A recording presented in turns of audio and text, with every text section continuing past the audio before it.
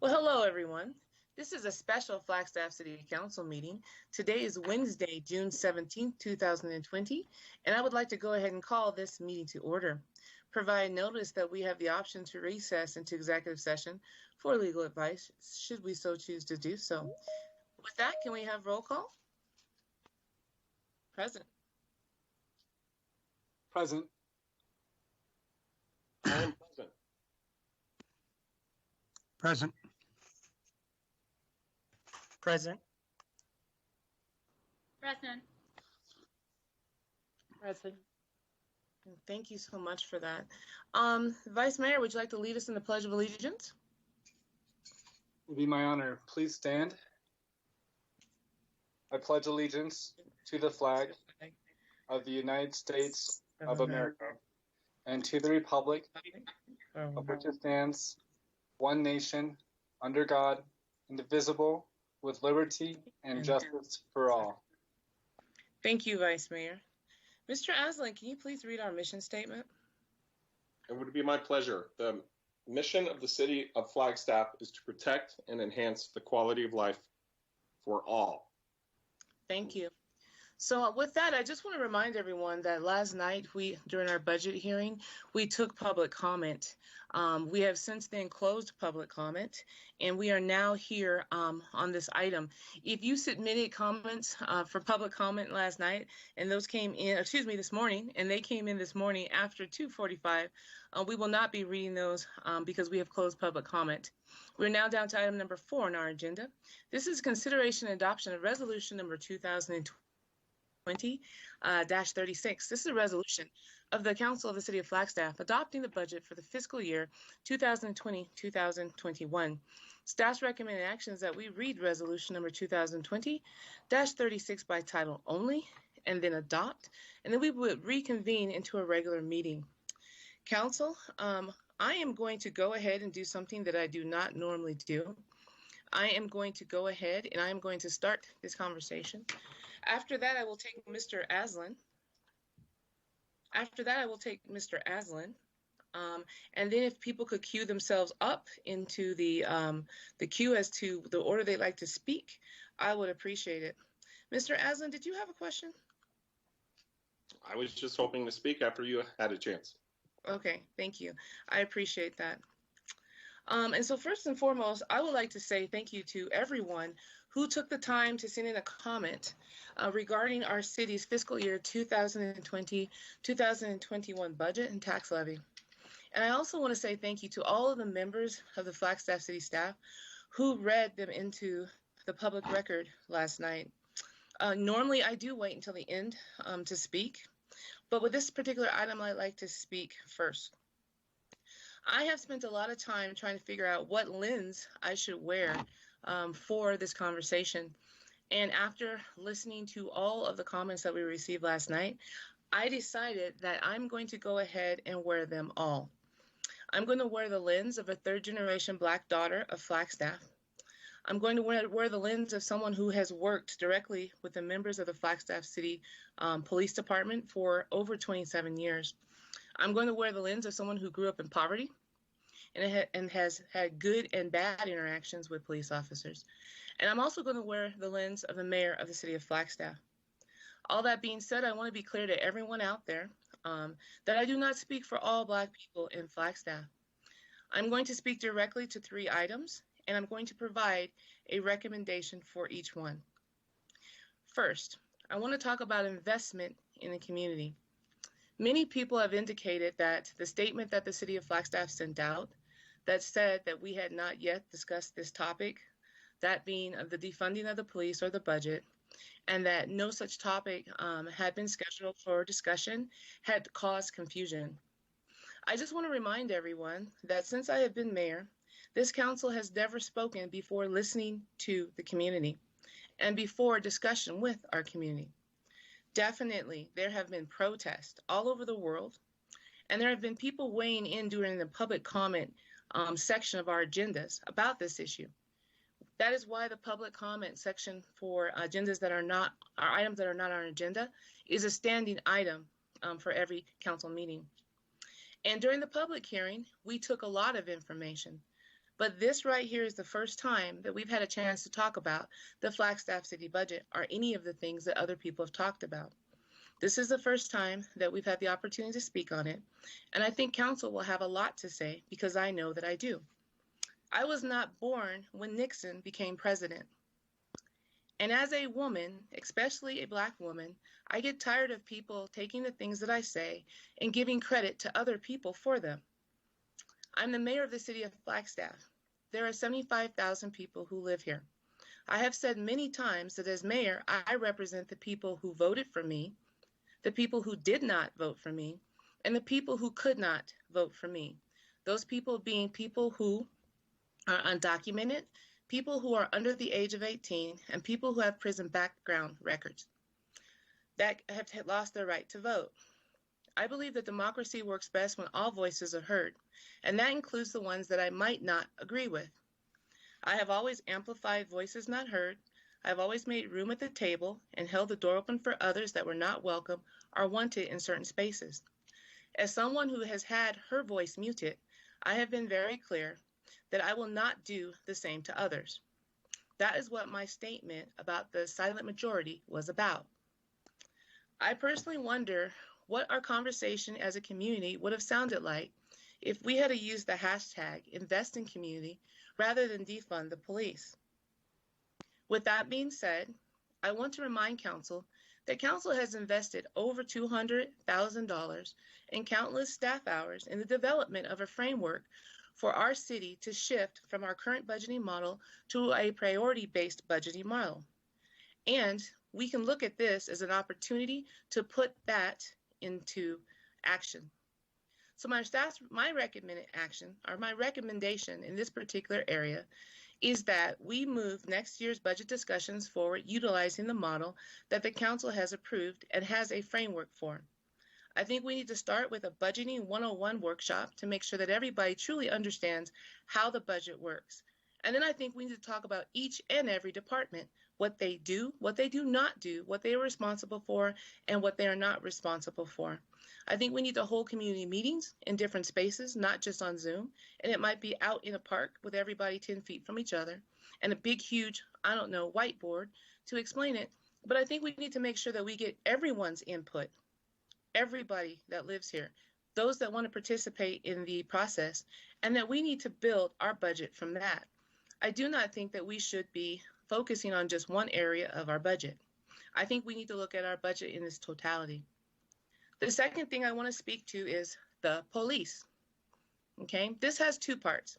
I want to speak about the police, and then I want to speak about the Flagstaff Police Department. First and foremost, I want to acknowledge the failings of the police nationally.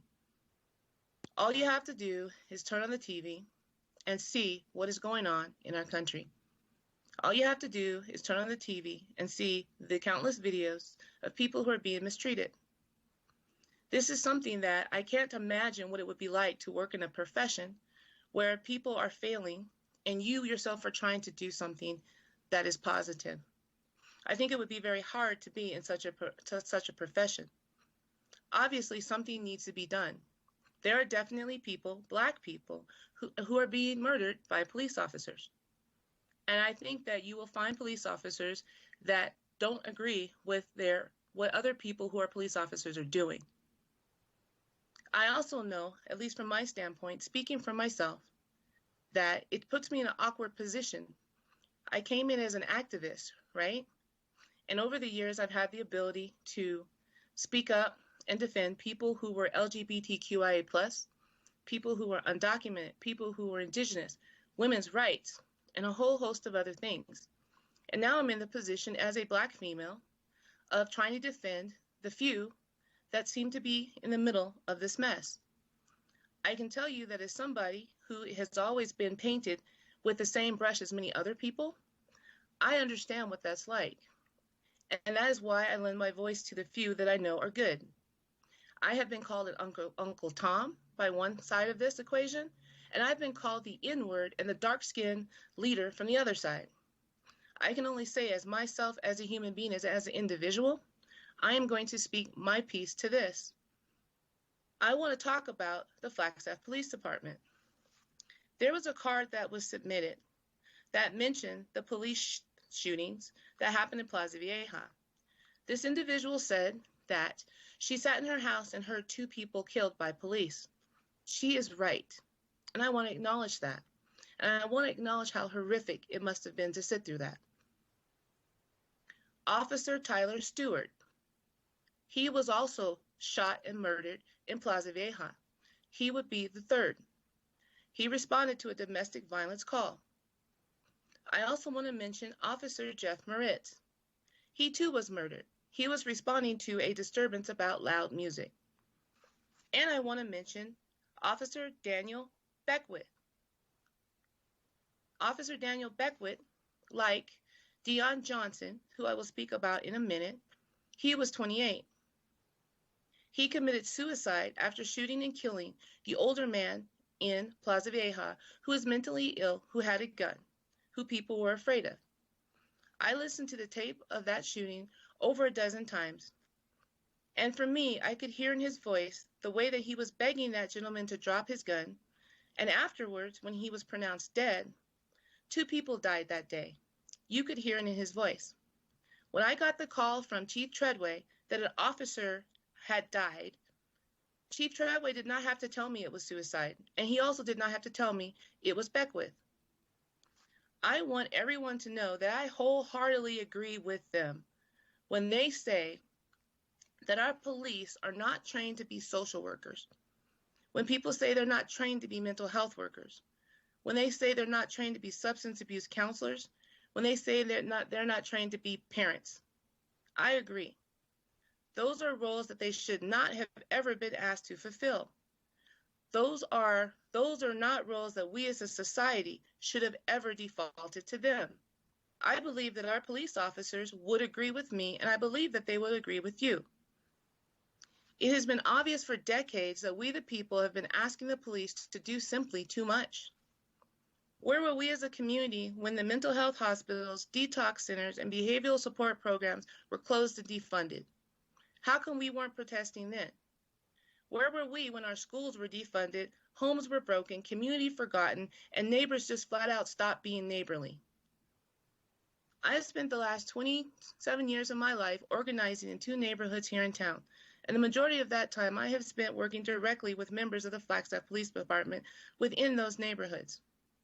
I have seen them deliver food, paint over graffiti, pack food boxes, play basketball with the kiddos, cook hot dogs, deliver Christmas presents, teach bike safety workshops, safe touch workshops, talk directly with our immigrant community in school gyms that had no air conditioning, glean apples from trees to take the food bank, and yes, I have seen them arrest people. I have seen firsthand what can happen when police officers are allowed to be peace officers and the amazing work that they do for our community. I have myself have been approached by police officers. I've had guns drawn on me. I cannot tell you the countless experiences I've had with Phoenix police officers that were negative. My brother, who is a doctor, for about 2 or 3 years, when he left as an emergency room doctor from the Scottsdale Shea Hospital, he wore his stethoscope around his neck because he got tired of being harassed. So it is not like I have had perfect experiences all the time with police officers. I know they're not perfect. And I know that we've had issues here in Flagstaff. And I know that I've seen what's happened to officers in our police department when they don't live up to our standards. Last Friday, some members from the historic Black community here in Flagstaff met with some of the Black Lives Matter protest organizers. And they applauded the youth for marching and using their voice. They were also clear that the youth organizers were not speaking for them, and a much broader conversation was needed. During that meeting, it was mentioned that the training and educational line item in the Flagstaff Police Department's budget had been eliminated, and there was a lot of discussion and concern expressed over that. Outside of this meeting, and outside of this conversation, and even within it, when you listen to the public comment cards, there have been an ongoing conversation at the local and state level about the importance of education. For the past several years, there have been protests on the lack of funding for education in our PK system, and lately a growing movement about the defunding of our community colleges and university system and the lack of ongoing educational opportunities for adults. If we feel that education is so critical for our youth and our young adults, why is it that we are dismissive when education is asked for our first responders and our police? Why is it that when education is provided to them, it's limited in nature? I wonder what would happen that instead of taking a workshop on culture at the police department, if police officers could go and take Dr. Vasquez's class, People of the Southwest, or Dr. Guthrie's class, Race. So what is my recommendation for this area? At a minimum, the money that was taken out of the police line item needs to be reinstated. And if possible, it needs to be doubled. And this money needs to be used to provide our officers with the education that they need and the training that they need. And it should not just be limited to workshops at the police department. It should be open for more than that. Now 3, and I know I've talked a lot, but I'm going to spend the bulk of my time on this next item. I want to talk about Black Lives Matter, no business as usual. I want you to know that I completely agree. George Floyd, his name was mentioned twice last night and this morning during the public comment cards. Twice. Dion Johnson, he was a black man, age 28, who was shot and killed by a DPS officer while sleeping in his car that was pulled off along the shoulder of the 101 in Phoenix on May 25th. He died the same day as Mr. Floyd here. He died the same day as Mr. Floyd, but he was here in Arizona. His name was not mentioned at all last night. And in fact, in most of the time in conversations with our community, he's not mentioned. I think it's because his death did not make prime time. Also not being mentioned is the over 100,000 black men that are missing. We have a count on how many black people have been killed by police officers, but for some reason, no one's talking about the fact there's 100,000 black men in our country that are just missing. Over the past 2 weeks, I've been meeting with black elders and others who are part of the historic black community here in Flagstaff, some of which have been here 5 and 6 generations.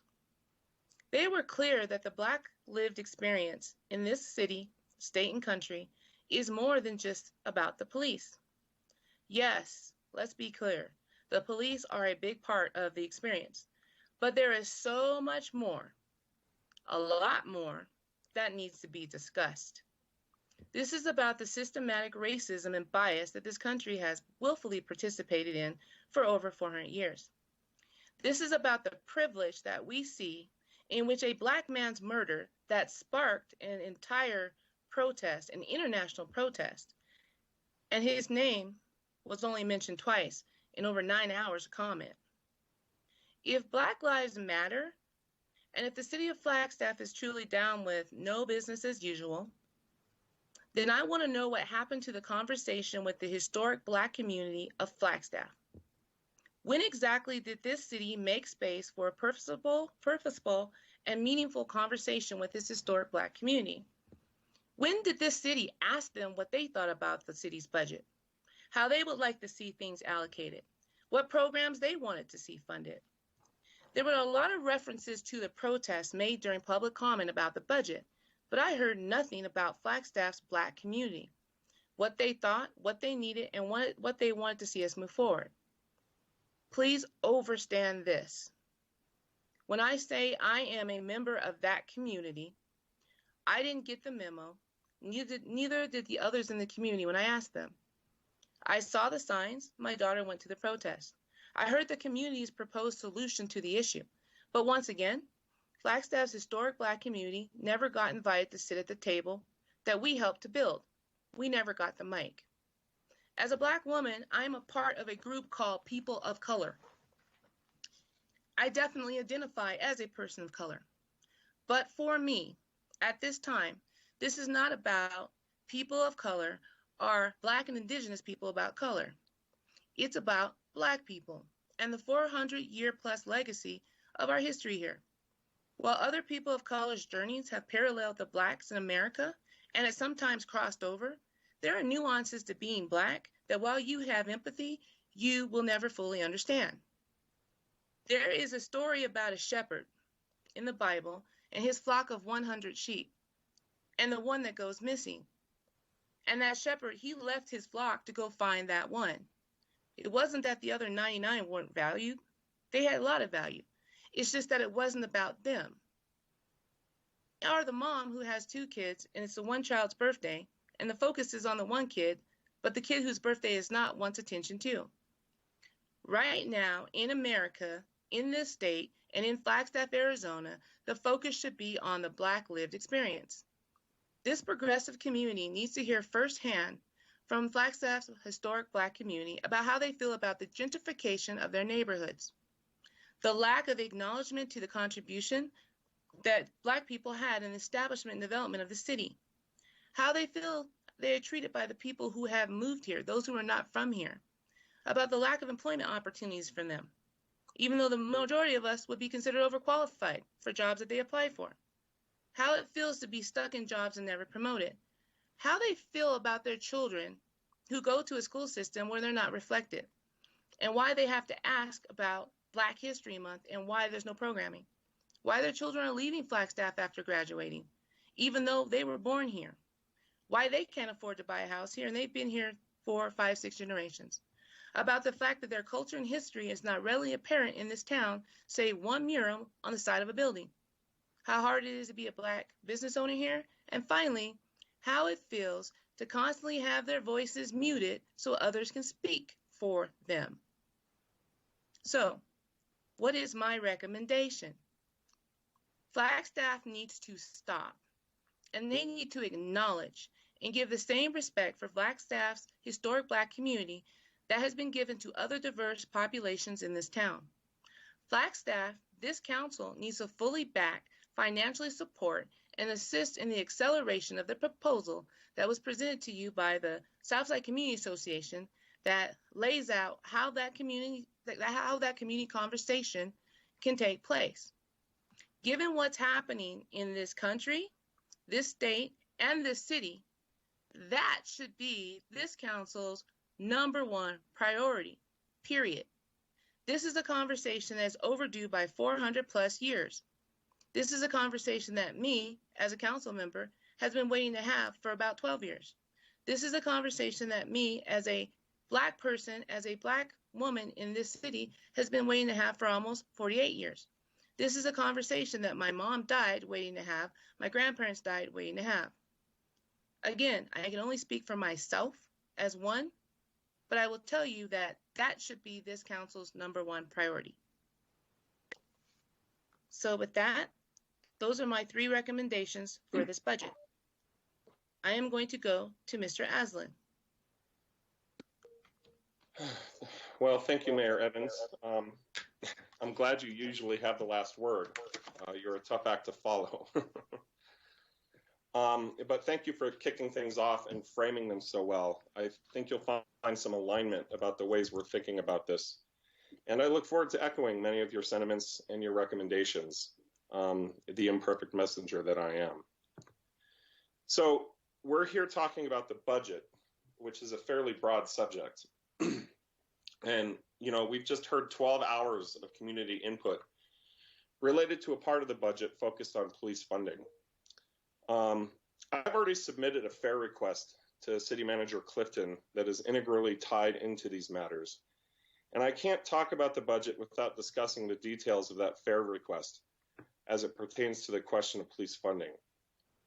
So here goes. And I think the most important point to open with is that I am not recommending at this point in time that we tinker further with the 2020-2021 budget with respect to defunding law enforcement. I do believe firmly that we need to look at police department funding, that we need to have an honest and transparent conversation about police reporting and data availability, and that changes are probably in order at some point, quite possibly as early as the 2021-2022 budget. I think we have a new opportunity in this moment to explore troubling data together with community involvement, and I fear we're going to find concerns, particularly around how our Native American community is being treated. But I also firmly believe that such a debate is not the correct entry point for the multifaceted problem we desperately need to get to the bottom of. There are some prerequisites that we need to get to first. A lot of local groundwork needs to be laid before we go there. Quite simply, the things that need tackling are bigger than the police. But I will keep coming back to these other things too, because I know people will miss this if I don't keep repeating it. The way policing works in Flagstaff is a part of the equation, and if the process before us identifies as a need, that we begin exploring innovative new ways of resourcing law enforcement and crime prevention and social services, then we need to go there. But the directive needs to come from our local dialogue and not out of the passionate events being driven at a national level. And that's why I've introduced a fair item and why I need to explain my thinking now so that it all ties nicely together as others weigh in and make suggestions for how to proceed with the budget. I'm proposing that we agendize a logistical discussion for launching an extensive community dialogue that thoroughly and sufficiently explores the Black lived experience in Flagstaff and in our state. As Mayor Evans has also commented, I want the Black community from Flagstaff to be leading the way on this, although other Black voices from outside are also valuable and should absolutely be invited to participate. And furthermore, I'm wrapping into this proposal the recommendation that we partner specifically with Flagstaff Southside Community Association to have them lead the community dialogue. When Councilmember Eva Patsova fought for a process to give voice to our Indigenous community here in Flagstaff, she specifically recommended that the Indigenous Circle of Flagstaff lead that effort. I don't see why we can't follow the same template for this effort.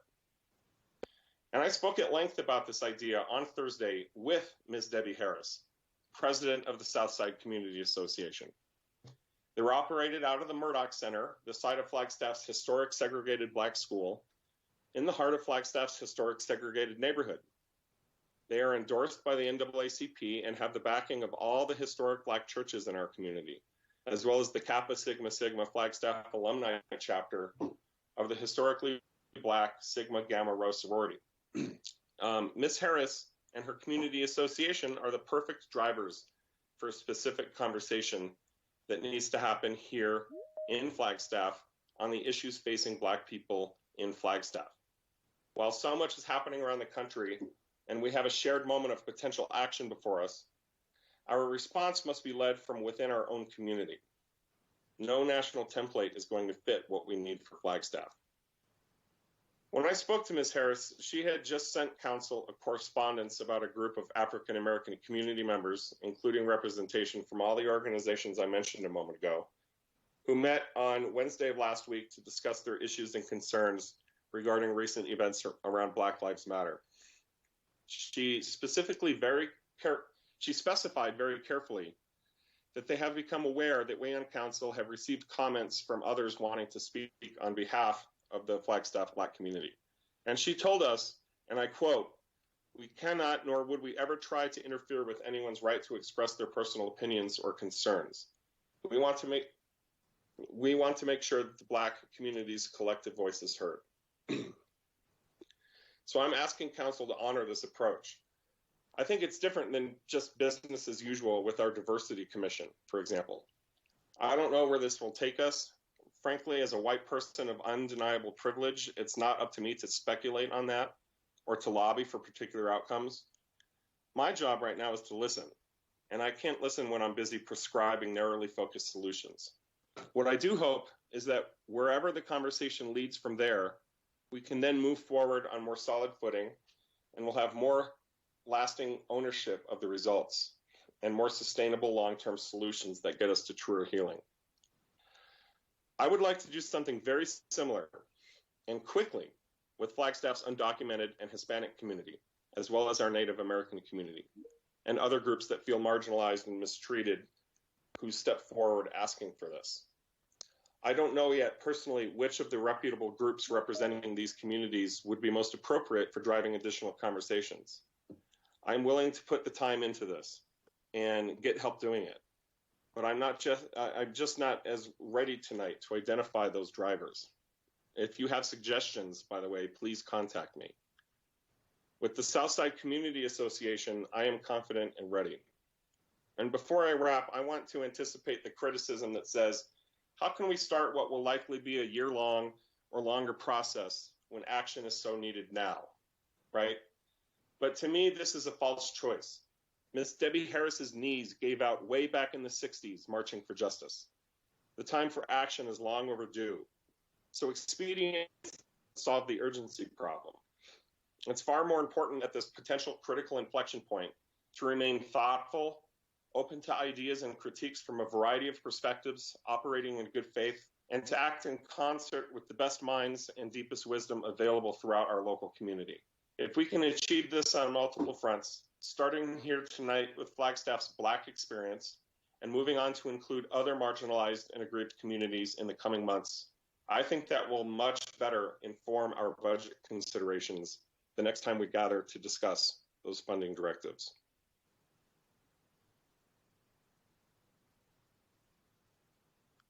Mayor, that's all I have to say right now. I'm looking forward to hearing what other folks have to say as well. Thank you, Mr. Aslan. We're going to go to Ms. Salas next.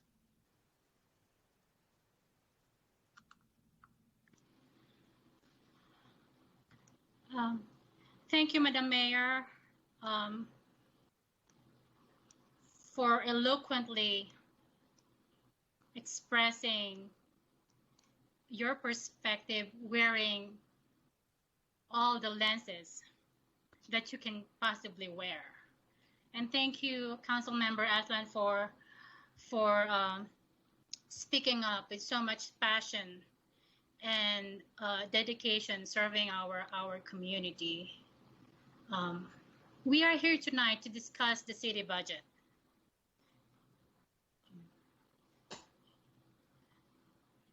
Sometime early last year, Council has identified the following as its goals: high-performing government, safe and healthy community, inclusive and engaged community, sustainable and innovative infrastructure, robust, resilient economy, livable community, and environmental stewardship. I believe the proposed budget before us has evolved and developed to attain these goals. So with profound and immense gratitude, I am sending every member of our Team Flagstaff a big thankful heart.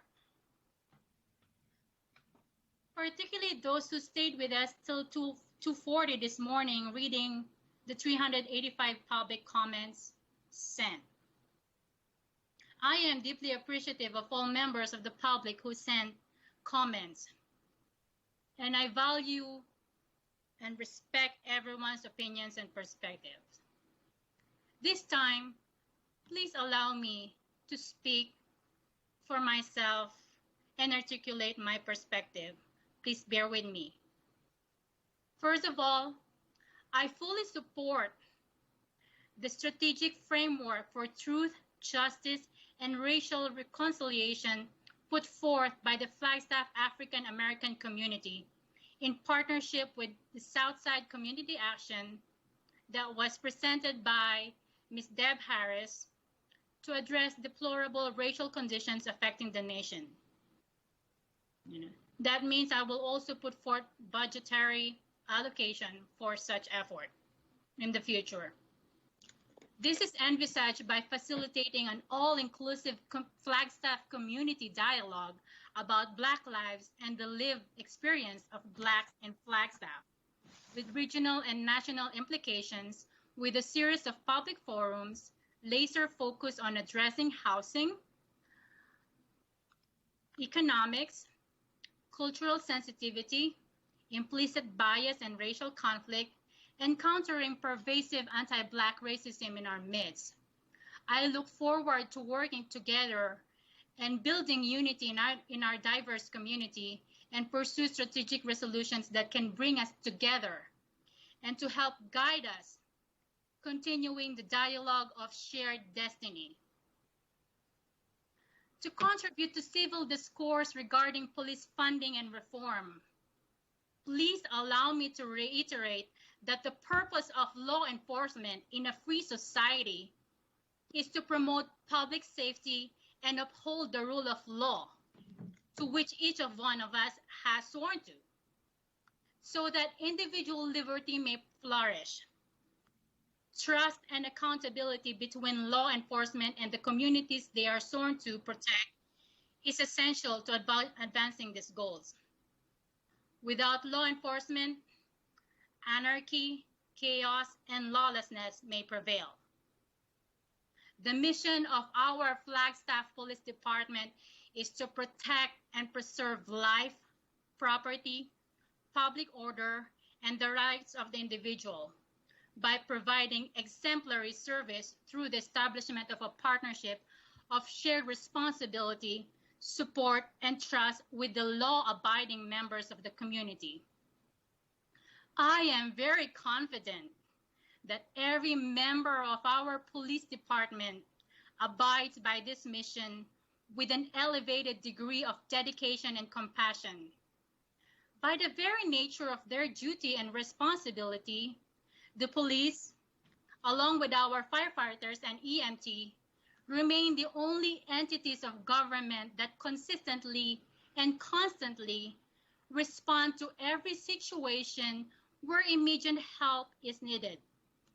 In the over 14 years I have lived in Flagstaff, I have seen many times how our highly trained police officers respond to emergency calls in a timely, safe, proactive, and compassionate manner while de-escalating a situation. Every member of our police department received an 8-hour training on fair and impartial policing, an implicit bias course offered by the Fair and Unbiased Policing Institute, a very well-known and respected consortium that has offered training to law enforcement professionals around the country.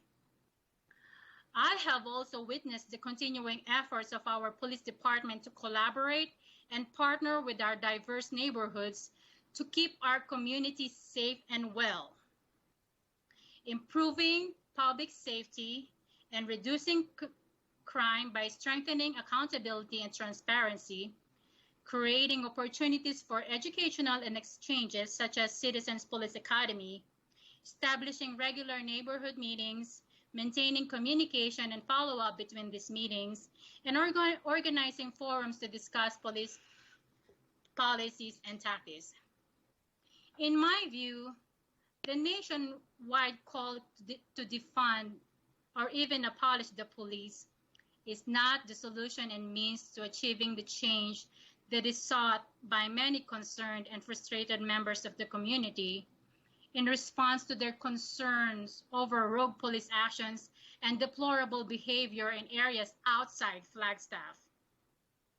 I believe promoting community policing, embracing systemic reforms, and improving police training policies and procedures will require both dedicated resources and an enduring commitment from our police leaders, police unions, community members, and elected officials at every level of government.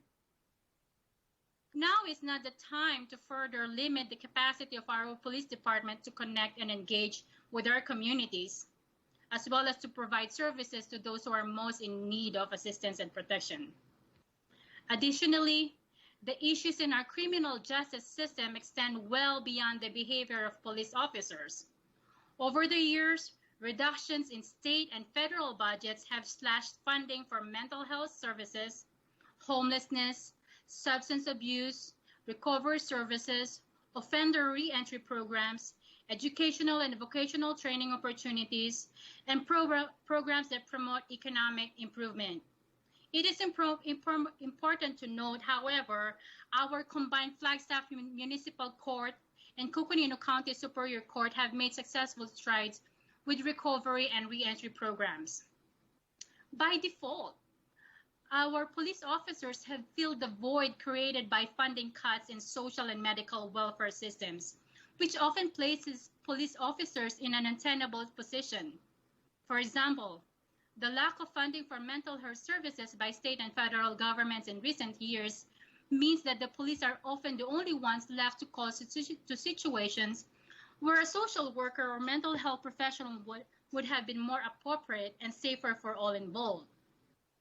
Although our police department is working to train officers in crisis intervention and mental health first aid, this does not take place of proper medical treatment. I agree. There is a need to provide additional resources to social services, education, public housing, and mental health services. Fulfilling this need should not come at the expense of police funding, but rather additional resources given to these areas, especially from our state and federal governments. I look forward to more inclusive and engaged conversations with our diverse community moving forward. Successfully moving forward will require a comprehensive, determined, and informed policy effort that will involve all aspects of society and all levels of government. This solution will not be simple or cheap, but it is what is necessary to effectively address the challenges that confront us.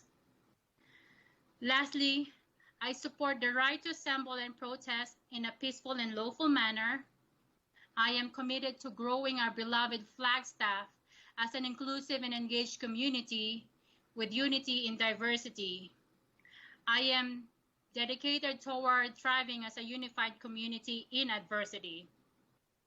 With loving kindness, compassion, and respect, I remain your servant on City Council and a stalwart supporter of law enforcement at all levels of government, especially our Flagstaff Police Department.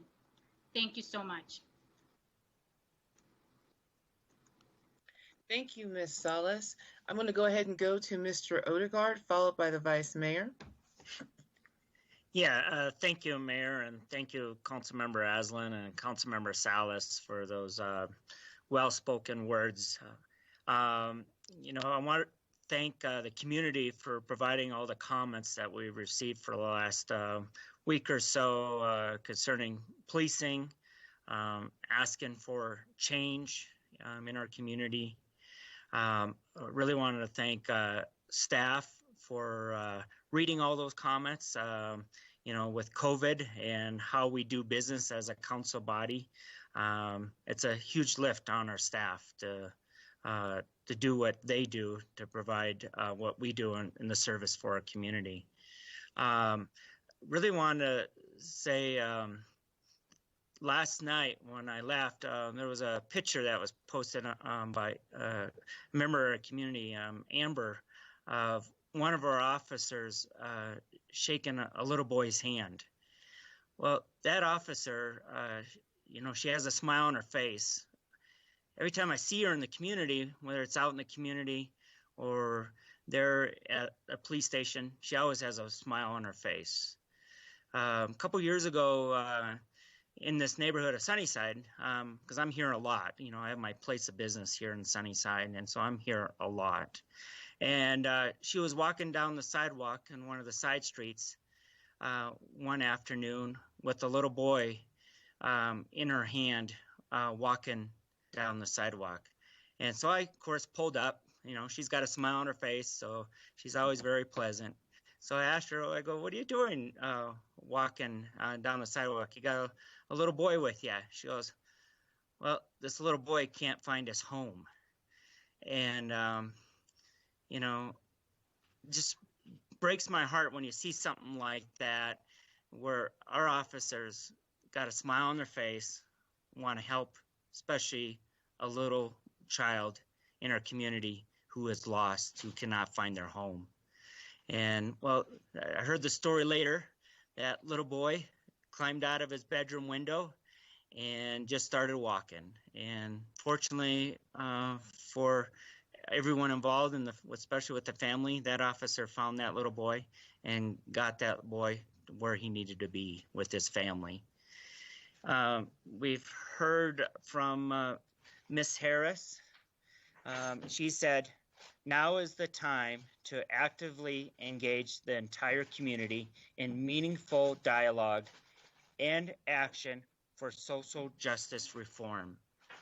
So I ask what the mayor had asked starting this conversation is more dollars for policing training, and also ask for dollars to be set aside for that community discussion that Ms. Harris has asked for. I'm up to that. I'm up to the challenge for change. I'm open this summer. I'm not planning on going anywhere.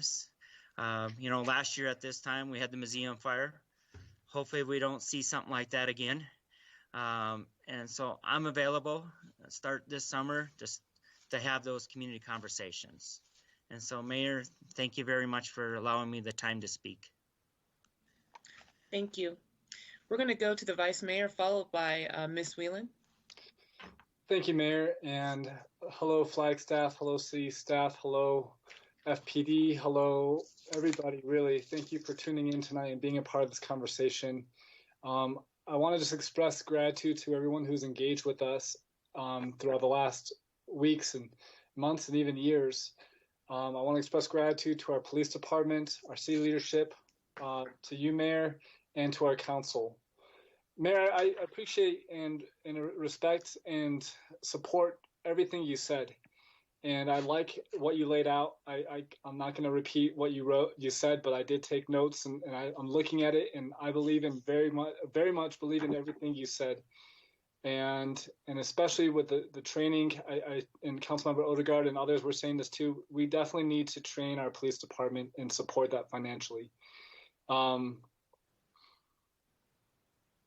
We listened to a lot of public comments last night, and something I heard quite a few times was this concept of cahoots, and that we should look into cahoots, right? This program that Eugene is doing.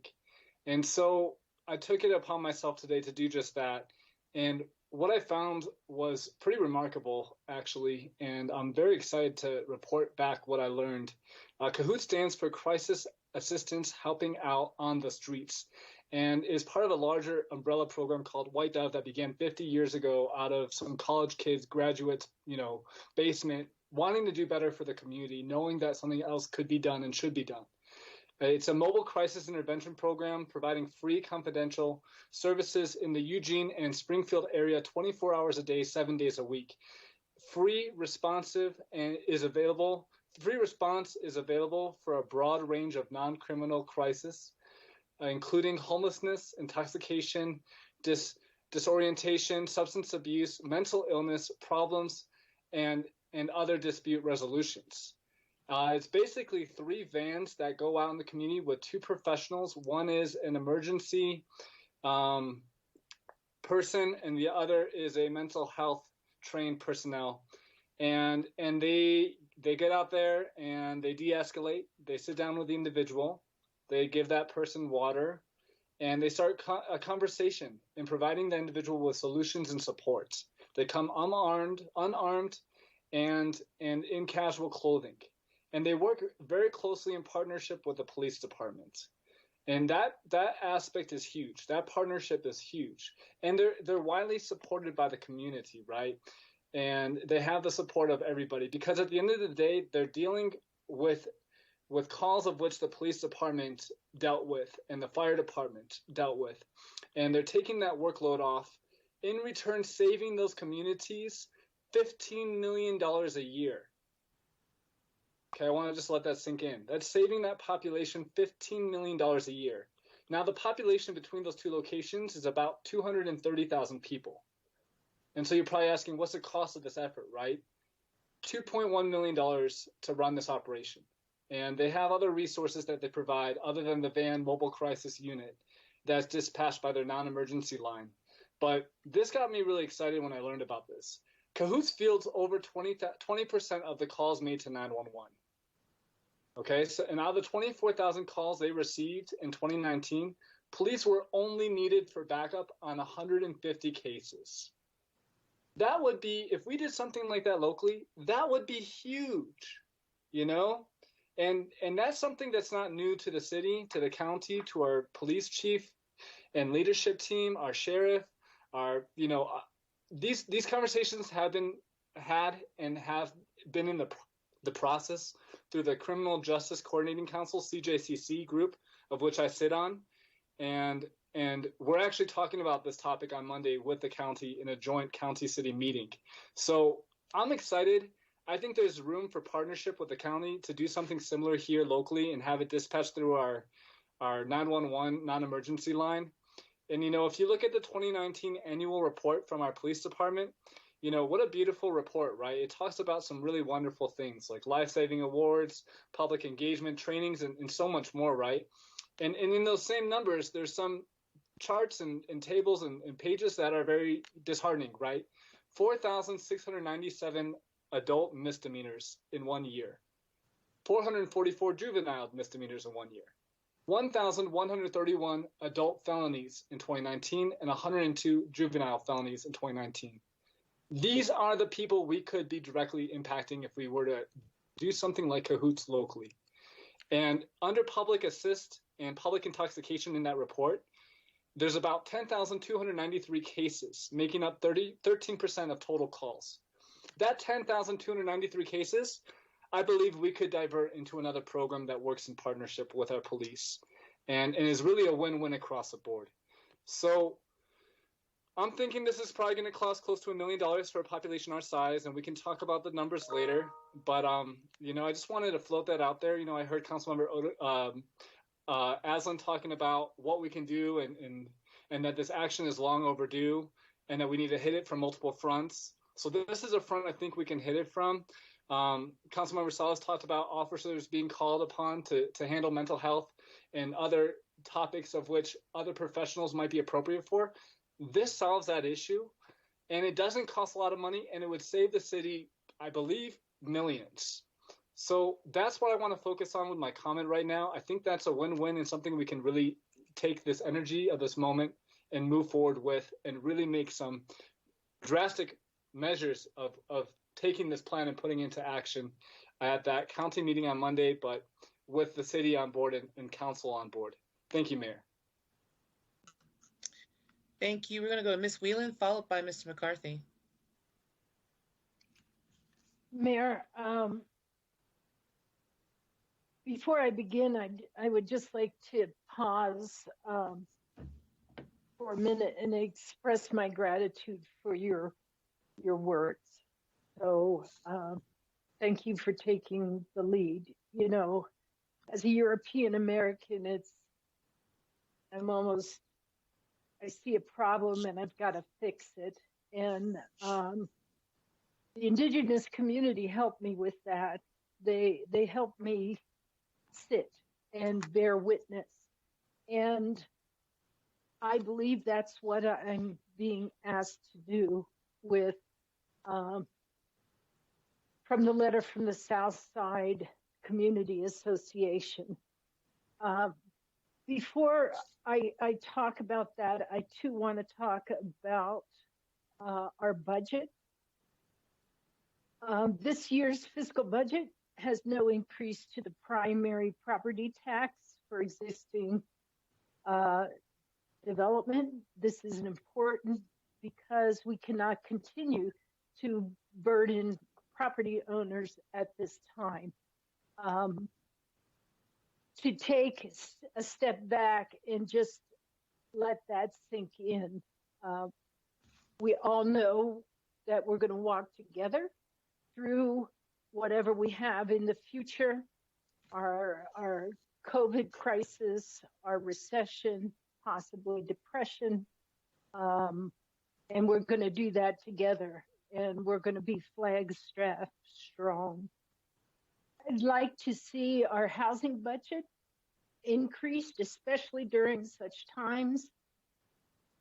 And these are trying times for our community, but the responsibility to pay down our PSRS pension obligation is crucial to our long-term financial health.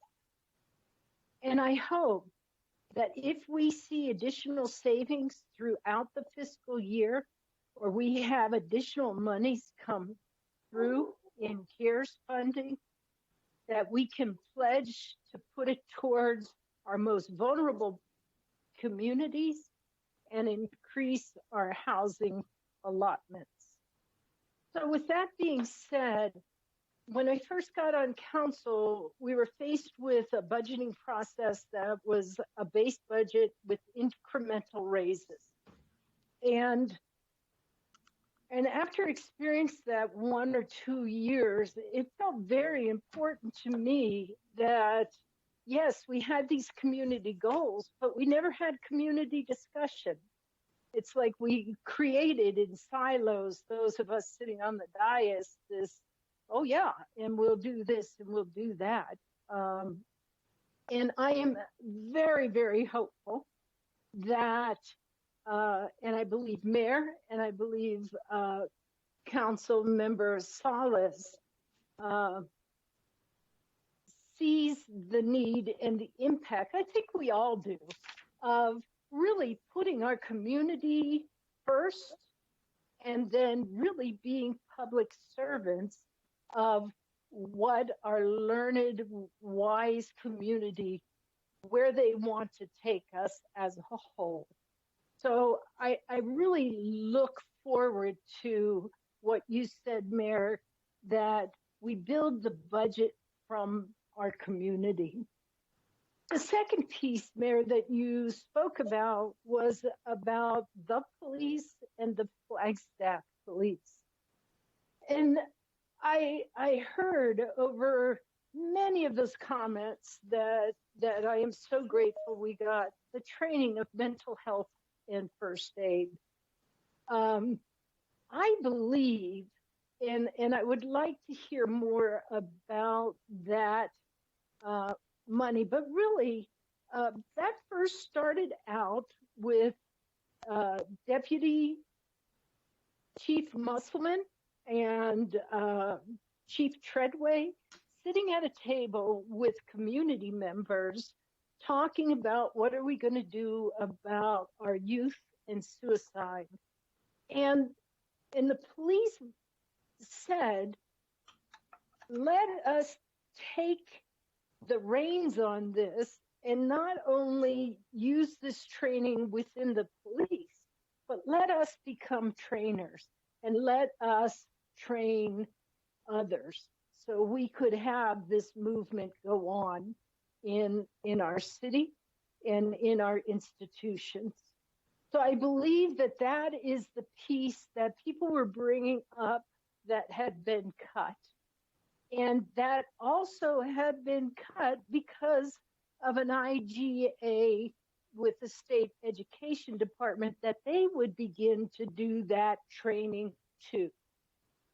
So when we dig down into these entire stories, more often than not, we see our leaders in Flagstaff Police and our officers being of service, being a public servant.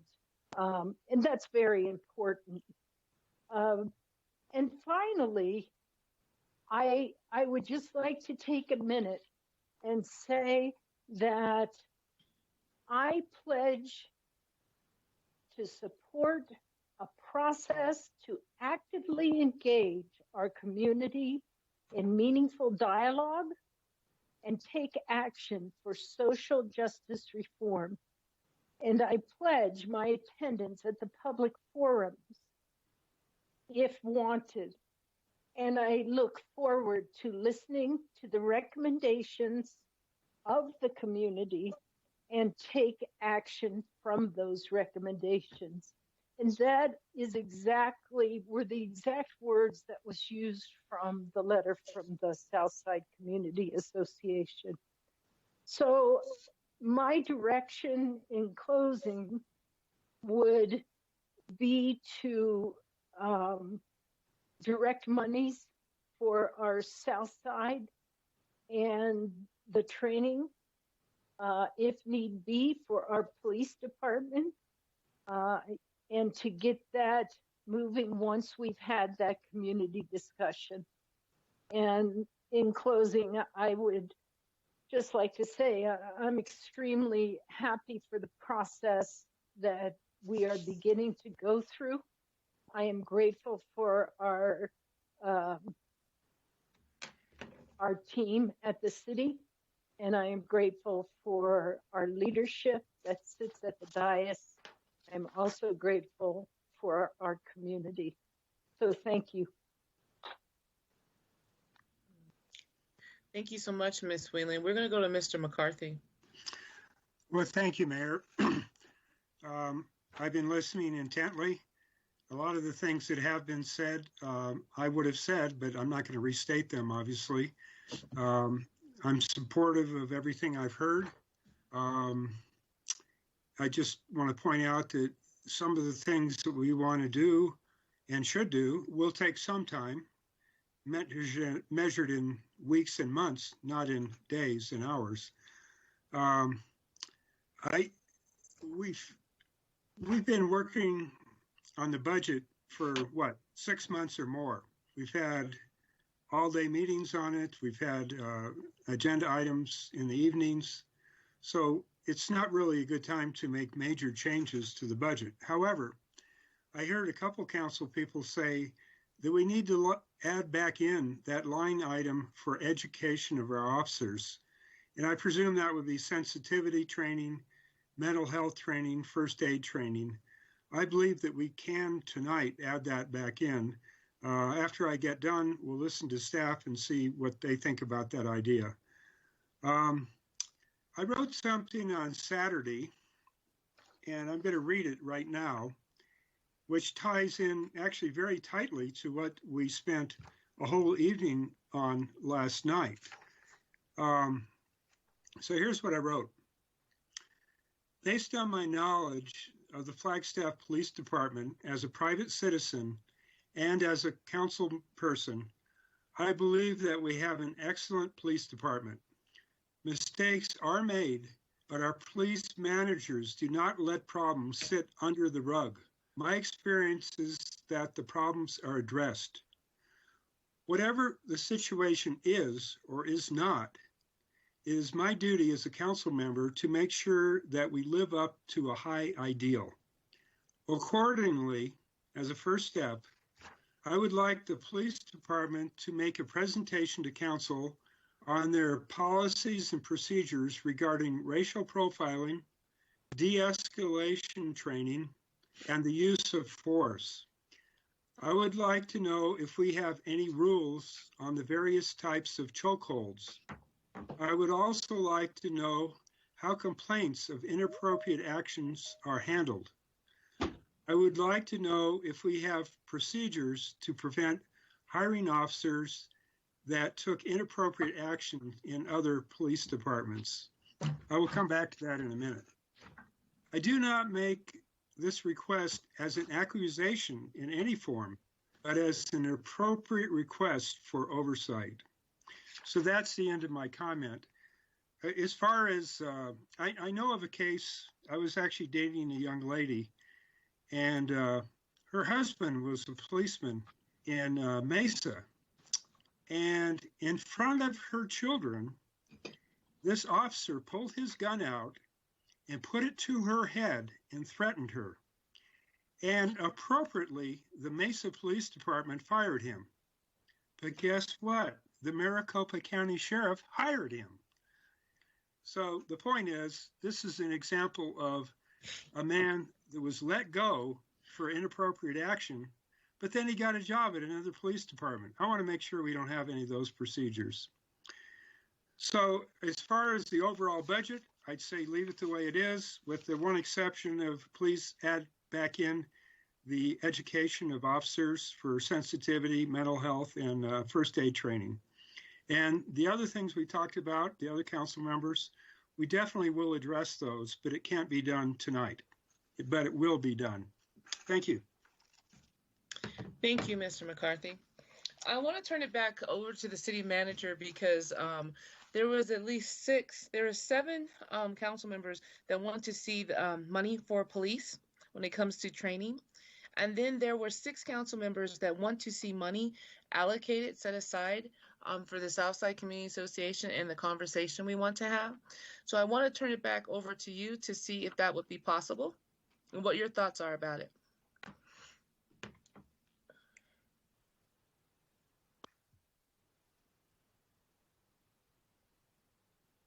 Excuse me? City Manager? Hello? There we go. Yeah.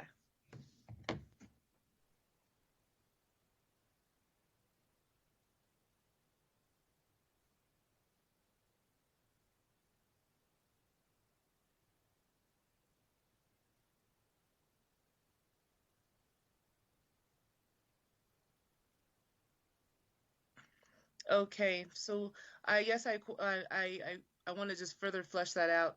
So we are going to read ordinance tonight. And so then by the time we get to July 7th, you'll have the answer to that question for us before we finalize it. Okay. Mayor, Vice Mayor, may I interject on that one? Yes. Today is reading a resolution that actually adopts the budget. So the ordinance that you'll have is related to property tax rates, which is the next item. And then July 7th is a second read for that. So I believe within our existing budget as we presented, we could look to reallocate funds from our non-departmental resources to fund these two areas for council's consideration. I'm not sure what dollar amounts those refer to, but I believe we would be able to take your direction and with the city manager identify the resource within non-departmental to provide these two services. Okay, and so in understanding that, would you then be able to come back at our next meeting and let us know how much that would be?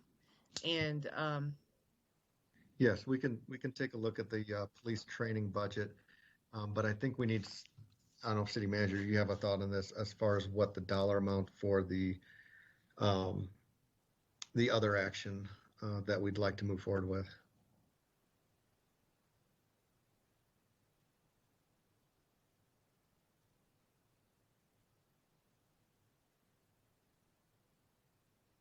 Very good. okay, thank you. I see that Mr. Odegaard would like to make a motion. I'm going to go to Mr. Odegaard, then I'm going to go to Ms. Whelan. Ms. Whelan, you indicate you have a comment. We might need for you to second the motion and then have discussion on it. Mr. Odegaard? Yeah, thank you, Mayor. I move to read resolution number 2020-36 by title only. Is there a second, Ms. Whelan? Yes, there is a second, Mayor. Okay. There's been a motion made by Mr. Odegaard with a second by Ms. Whelan to read resolution number 2020-36 by title only, incorporating the discussion of council. Is that correct, Mr. Odegaard? That is correct, Mayor. Ms. Whelan? Yes. Okay. I believe we just took care of that, Mr. Aslan, by incorporating the discussion of council.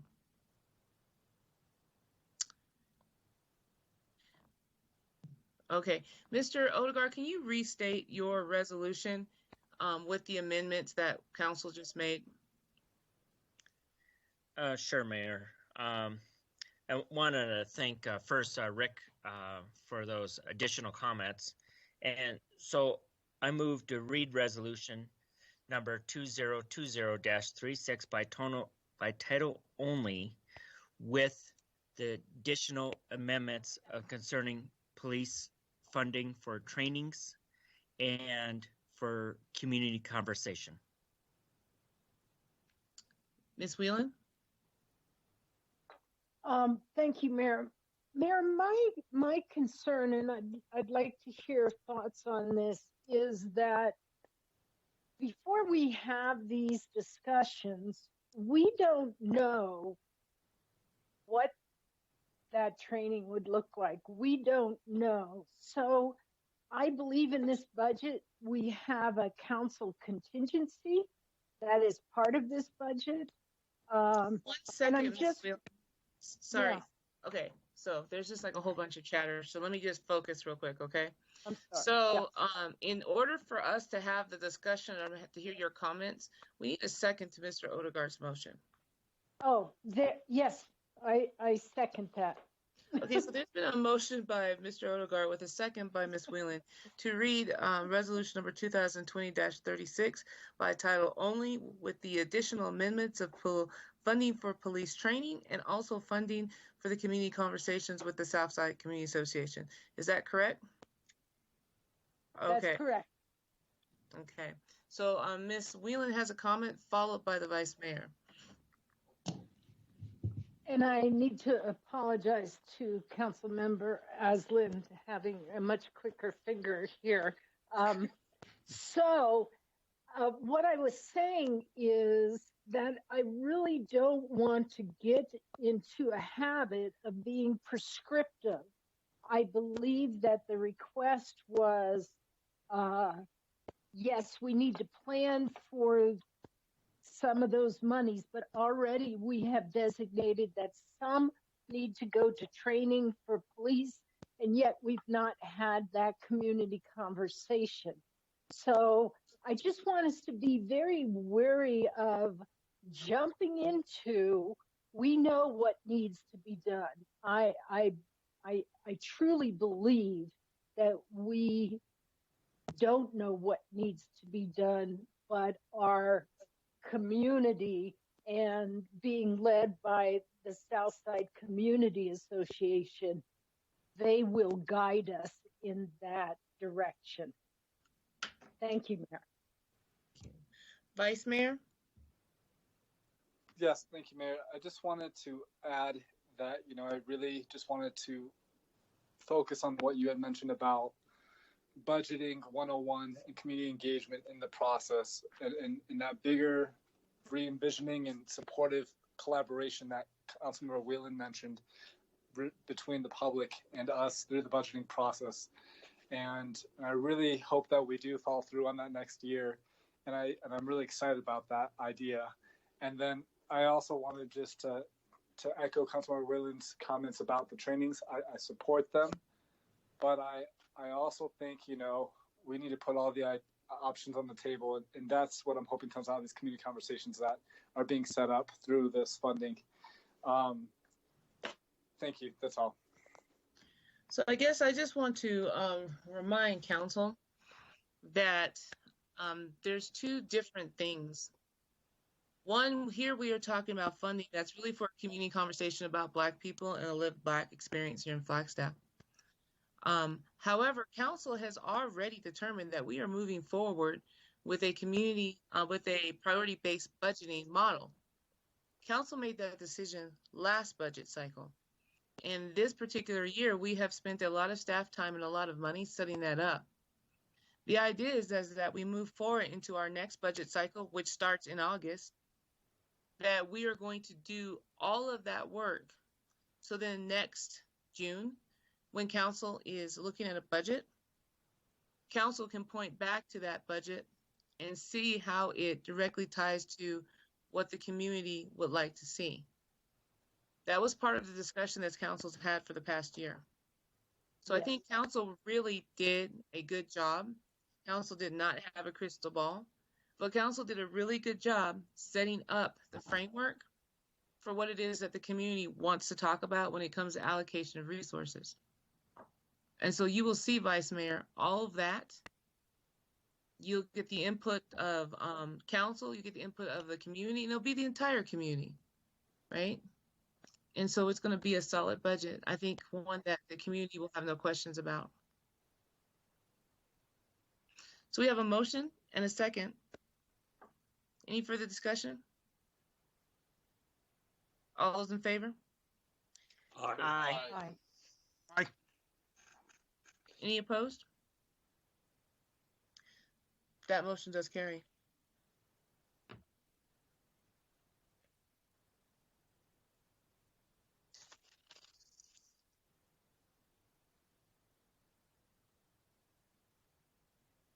Is there a motion to adopt resolution number 2020-36?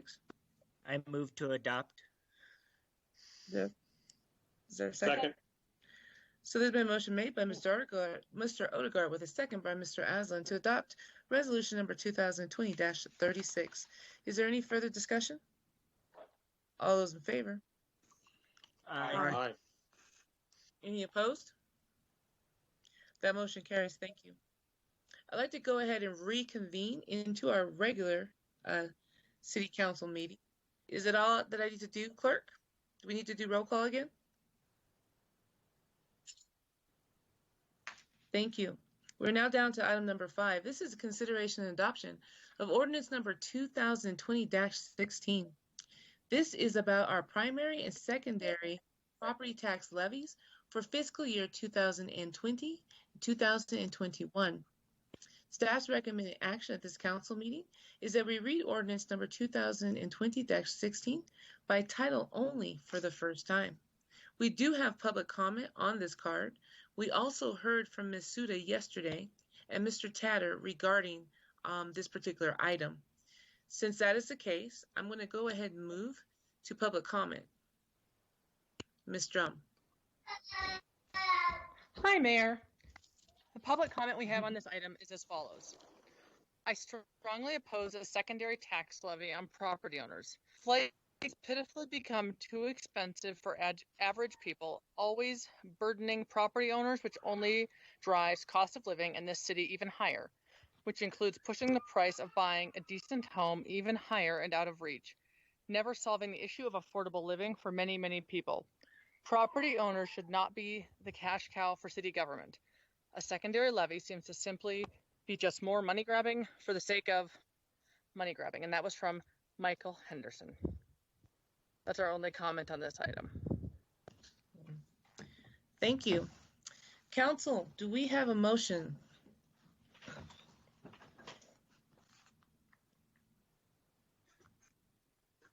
Council? This is Jim McCarthy.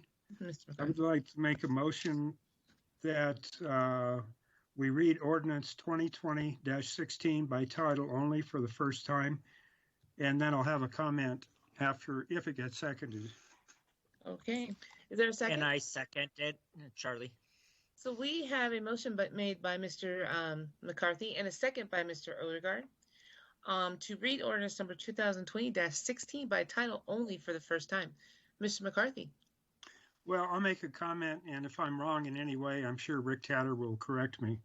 But the secondary property tax, we're just formalizing, in effect, what has already been approved by voters in elections for various bonds and things. So this is not like a new tax. This is just to pay off what's already been approved by voters. Thank you so much for that clarification, Mr. McCarthy. Is there any further comments?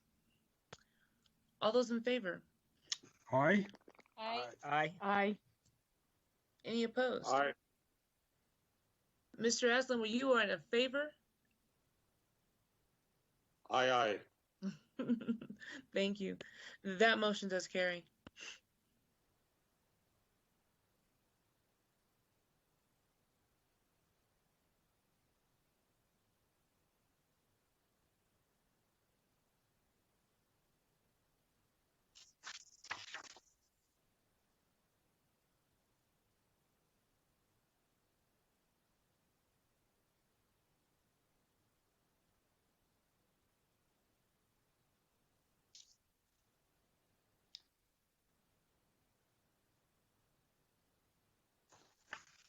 So just for the public notice, I want to make sure that we all understand that at the July 7th, 2020 City Council meeting, it would be this council's intention to read ordinance number 2020-16 by title only for the final time, and then to adopt ordinance number 2020-16. So I have two items real quick, Council. I want to verify something with our city attorney. City attorney, am I moving item number 9 to the end of our agenda tonight?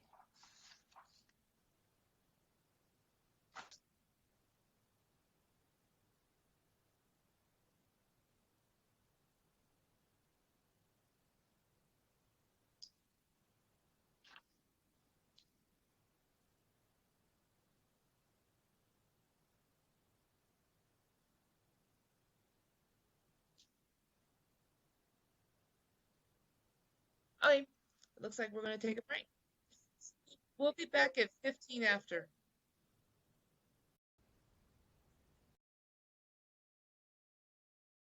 I'm not sure if he's gotten quite back online, but yes, Mayor, that is correct. If we could just hear those comments from the city manager again, and then we'll reread that resolution.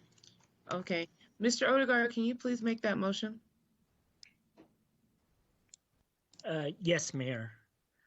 I move to read resolution number 2020-36 by title only, with the amendments of additional dollars for police trainings and dollars for the Southside Neighborhood Association for community conversations. Seconded.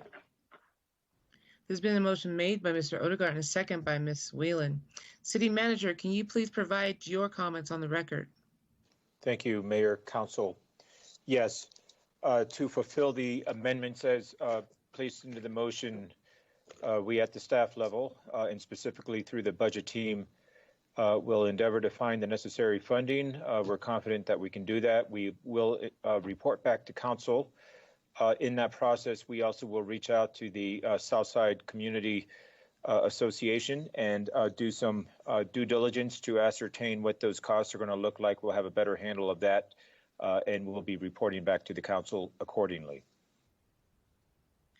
Thank you. So with that, there's been a motion and a second. All in favor? Aye. Aye. Aye.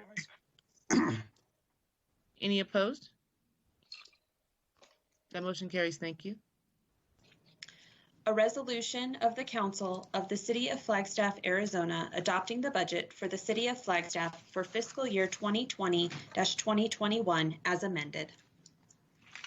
So I believe that Mr. McCarthy made the second motion to adopt with Mr. Aslan. Is that correct? That's Aye. correct, Mayor. So Mr. McCarthy, would you like to make a motion to adopt? And which resolution is this? Is this 2020-35? No, 36. I threw my notes over to the next page because we were already done. 2020-16? That's correct. 36. All right. 36. I move to adopt. 36. Oh, it's 36, the resolution. Hold on. Okay. So I move to adopt resolution It's 2020. 2036. That's right. 2020-36. Mr. Aslan? And I second. There's been a motion made by Mr. McCarthy with a second by Mr. Aslan. Is there discussion? All those in favor? Aye. Aye. Aye. Any opposed? That motion carries. Okay, we're going to reconvene into our regular meeting, and we're down to item number 5. This is consideration and adoption of ordinance number 2020-16. This is about our primary and secondary property tax levies for the fiscal year 2020-20. I believe that there is a public comment card on this item. Ms. Strum? Yes, Mayor. Public comment is as follows. This is from Michael Henderson. I strongly oppose a secondary tax levy on property owners. Flagstaff has pitifully become too expensive for average people, always burdening property owners, which only drives the cost of living in the city even higher, which includes pushing the price of buying a decent house even higher and out of reach, never solving the issue of affordable living for many, many people. Property owners should not be the cash cow for city government. A secondary levy seems to simply be just more money grabbing for the sake of money grabbing. And that's the only comment. So I apologize. I did not make a note as to who made the motion to read. So I'm going to call for an ordinance to read I'm going to call for a motion to read ordinance number 2020-16 by title only for the first time. Mayor Jim McCarthy, I believe I made that before. So I do move to read ordinance 2020-16 by title only for the first time, and then I'll have a comment if we get a second. Second. And this is Charlie, and I second that. Right. I could just look at the notes. Yes, thank you. Okay, there's a motion made by Mr. McCarthy with a second by Mr. Odegaard. Mr. McCarthy, I believe you had a comment. I did. I'd just like to point out that the secondary property tax is not increasing the taxes. It's only covering taxes that have already been approved by the voters in various bonds and things that the voters have approved. I also would like to note that the primary property tax is not being increased this year. Thank you. Thank you. So you have a motion and a second. All in favor? Aye. Aye. Aye. Aye. Aye. Any opposed? This is like totally a repeating. Mr. Haslett, are you an aye or a no? I am. And aye. Okay, Sorry. you are in support, That's correct? a yes. Okay. That motion carries. Intentional. I'm not That trying to be motion cheeky. carries. An ordinance levying upon the assessed valuation of the property within the city of Flagstaff, Arizona, subject to taxation, a certain sum upon each $100 of valuation sufficient to raise the amount estimated to be required in the annual budget, less the amount estimated to be received from other sources of revenue, providing funds for various bond redemptions, for the purpose of paying interest upon bonded indebtedness, and providing funds for general municipal expenses, all for the fiscal year ending the 30th day of June, 2020. Okay. And so just for the public, I just want to make a reminder that at the July 7th, 2020 Flagstaff City Council meeting, it would be the City Council's intention to read ordinance number 2020-16 by title only for the final time, and then to adopt ordinance number 2020-16.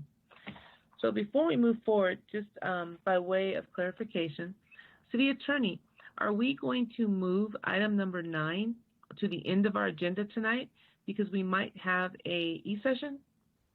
Mayor, Council, after the presentation on item 9, I am going to recommend Council move to go into executive session briefly to receive legal advice under the catch-all up at the top of this agenda that allows legal advice to be given on any items. So if you want to move that to the end of the meeting, and when I say the end, probably somewhere between 14 and 15 on the agenda would be appropriate.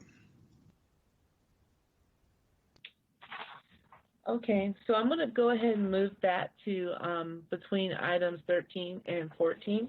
So then that way city staff and everyone can know that we'll pick up item number 9 at that time. Okay, thank you. We are now down to item number 6. This is a consideration and adoption of resolution number 2020-35. This is a resolution of the Flagstaff City Council adopting the City of Flagstaff Public Safety Personnel Retirement System pension funding policy, delegating authority, and establishing an effective date. Staff's recommendation is ordinance number 2020-35 by title only and then adopt. Staff? Good evening, Mayor, Vice Mayor, and City Council. Rick Tatter, Management Service Director. This item is related to an annual process the city is required to do to have a funding policy in place based on state statutes. So the purpose is to comply with that state statute and adopt a policy annually. We are moving along with this policy similar as we had in the prior year. Even though we may be issuing debt later this year, we still have to have the policy in place based on our current actions and our current budgets. So within section 1, it talks about the compliance with the state statute, as well as some key terms that are used within the pension plan, the pension funding policy. The second section just outlines what the pension plans of the city are. We have the 2 plans, and this is what we talked about yesterday when we were talking about the certificate of participations. Very similar information here. We own our 2 plans for the police and fire, and the liabilities are the responsibility of the city. Based on the June 30th, 2019 actuarial plans from PSPRS, we have approximately $112 million in unfunded actuarially accrued liabilities. The next section begins the goals that council has set forth and we are putting into our funding policy. These are very similar to what we adopted last year, and there will be some minor changes that I will mention. First is we want to know that our base actual plans use ongoing resources to fund our ongoing commitments. We don't want to use one-time revenues to pay these, with the exception of the paying down the debt with the bonds. We want to have an ongoing resource for our pensions. The minimum requirement that the city has is to pay off based on the PSPRS actuarials, which means police would be funded at 100% in 2047, and fire would be funded 100% in 2036. These next ones are really the goals that council gave direction for over the last couple years, and we're maintaining these goals. So these additional fiscal measures is to make, first is to make the payments on early on in the year. We're moving this to June 30th due to our debt issuance, but to pay it based on our budgeted amount. So what we put in our budget is what we plan to pay into our unfunded liability. We also want to continue making our contribution to officers and firefighters that are in the deferred retirement option plan. While we're not required to, we feel continuing these while they're still employed with the city is important to pay our pension down. And in a year that contribution rates go down, we will maintain the same rate in the prior year and commit additional funds for that toward the plan. Those three measures there contribute about almost $1 million additional funding to our unfunded liability in our pension plan. The next item is an additional payment that we made a decision on when we extended the amortization period for the police pension plan. In 2018, a decision was made to extend to 30 years, but we wanted to use a portion of that funding for police merits. And then we continued to pay the difference, which was $630,000 annually into the plan. And then the last item was approved by council last year. Council approved a use tax rate increase effective August 1st, and that is expected to bring in $900,000 additional dollars to pay into our pension plans. Altogether, this is about $2.5 million that council has given direction for and adopted a budget for to address our unfunded liability. Section 4 is new and it's related to your direction and the first read of the ordinance to issue certificate of participation debt to achieve 100% funded for both plans. So we put in verbiage in here because it wasn't issued before June 30th that we felt language should be adopted here.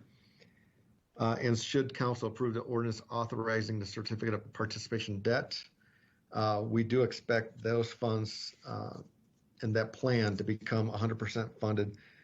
I think we're looking in the August timeframe. Initially it was September, but based on market conditions, we'll get that issued at the appropriate time.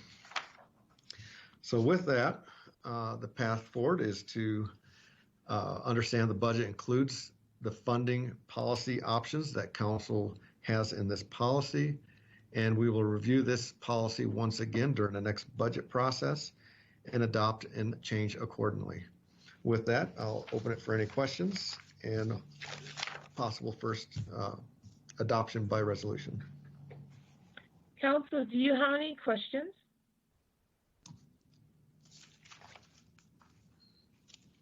Mr. Odegaard. Yeah, thank you, Mayor.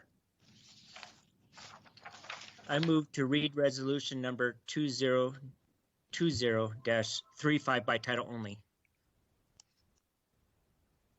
Second, Salas. Second. Is there a second?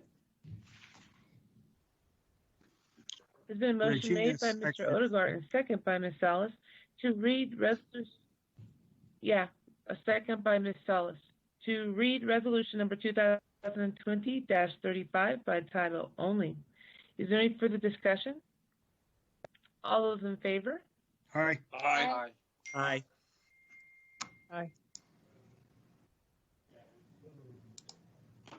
Any opposed? That motion carries. Thank you. A resolution of the Flagstaff City Council adopting the City of Flagstaff Public Safety Personnel Retirement System Pension Funding Policy, delegating authority and establishing an effective date. Is there a motion to adopt resolution number 2020-35? This is Charlie. So I move moved. to adopt. Ms. Whelan? So moved, Mayor. So I'm going to take Mr. Odegaard out. I was looking, there's something going on with the screen. So I heard the motion made by Mr. Odegaard. I heard a second by Mr. Aglin. Is that correct? Yes, that's All correct. those in fine, favor? Mayor. Aye. Aye. Aye. Aye. Okay. Oh, Aye. any opposed? That motion carries. Okay, thank you. I need to move the chat box down so I could see it. See, we're now going to item number 7. This is a consideration approval of a grant agreement. This is the Arizona 911 grant agreement between the Arizona Department of Administration Office of Grants and Federal Resources and the city as the system administrator for Coconino County. Staff's recommended action is that we approve the acceptance of the grant with the Arizona Department of Administration Office of Grant Services in the amount of $554,000 for the 911 budget for Coconino County fiscal year 2020-2021. Staff? Good evening, Mayor. Can you hear me okay? I can. Okay. Good evening, Mayor and Council members. My name is Katie Brandis, and I'm the Communications Manager for the Flagstaff Police Department. I'm here tonight to ask you to approve the grant agreement from the State of Arizona 911 Office in the amount of $501,554. This grant covers the cost of the 911 telephone systems for the 5 public safety answering points, also known as PSAPs, in Coconino County, which include Flagstaff, Williams, Page, Grand Canyon National Park, and Glen Canyon National Park. The funds for the grant come from revenues from the Emergency Telecommunications Service Revolving Fund. The grant has to be applied for and approved annually. I applied for the grant in January 2020 and was awarded the funds in April. The State 911 Office designates the largest city in the county to act as the system administrator of that county. The City of Flagstaff has acted as the 911 system administrator for Coconino County since the State 911 Office was created. The system administrator is responsible for submitting annual statistical reports and 911 bills to the state on behalf of all the agencies in their county. For years, we have submitted the 911 operating bills to the state on behalf of the PSAPs within Coconino County. As system administrator, we are entitled to an administrative fee of $5,815, which is included in the grant award. One of the requirements of the grant is to have IGAs in place with Williams, Page, Grand Canyon National Park, and Glen Canyon National Park to pay the 911 operating bills on their behalf. The IGAs are also being presented tonight for approval. There is a caveat in the IGAs. The 911 state office is unable to pay the 911 bills for each agency will be responsible for their own operating costs. Thank you for your time, and if you have any questions, I can take them. I'm going to go to Ms. Salas first. Thank you, Madam Mayor. I move to approve the acceptance of the grant from the Arizona Department of Administration Office. Is there a second? Seconded, Mayor. There's been a motion made by Ms. Salas and a second by Ms. Whelan. Is that all those in favor? Aye. Aye. Aye.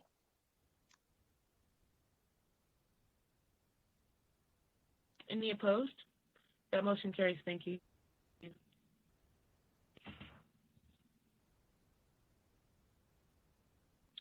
We're now down to item number 8. This is consideration and adoption of resolution number 2020-32, a resolution of the Flagstaff City Council approving an intergovernmental agreement between the City of Williams, City of Page, Grand Canyon National Park, Glen Canyon National Park Service, and the City of Flagstaff for the Arizona 911 Grant Program. Staff's recommended action is that we read resolution number 2020-32 by title only and then adopt. Is there a motion?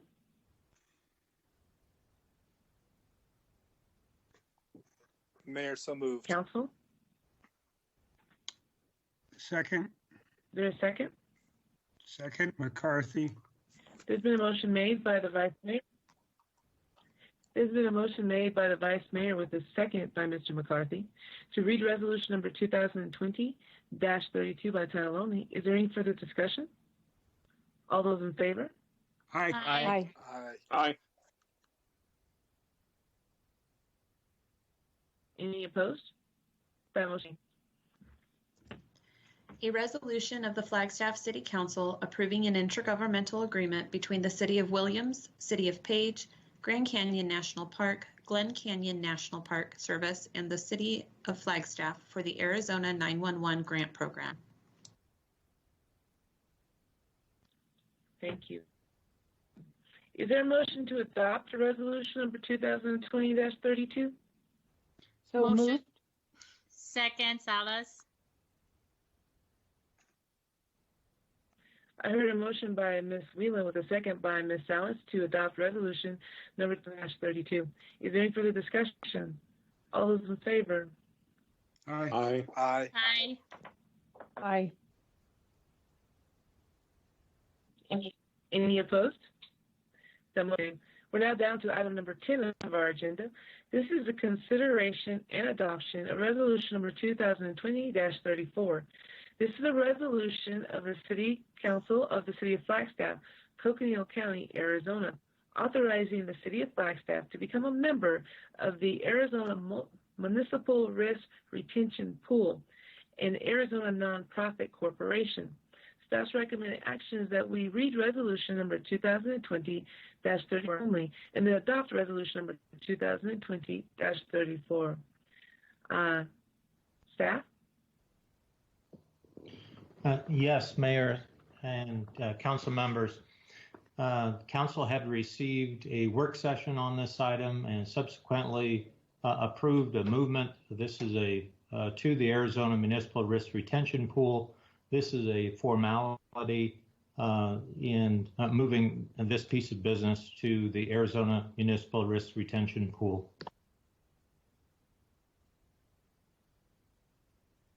Okay. Thank you. Mr. Odegaard. Yeah, I'd like to make a motion to read resolution number 2020-34 by title only.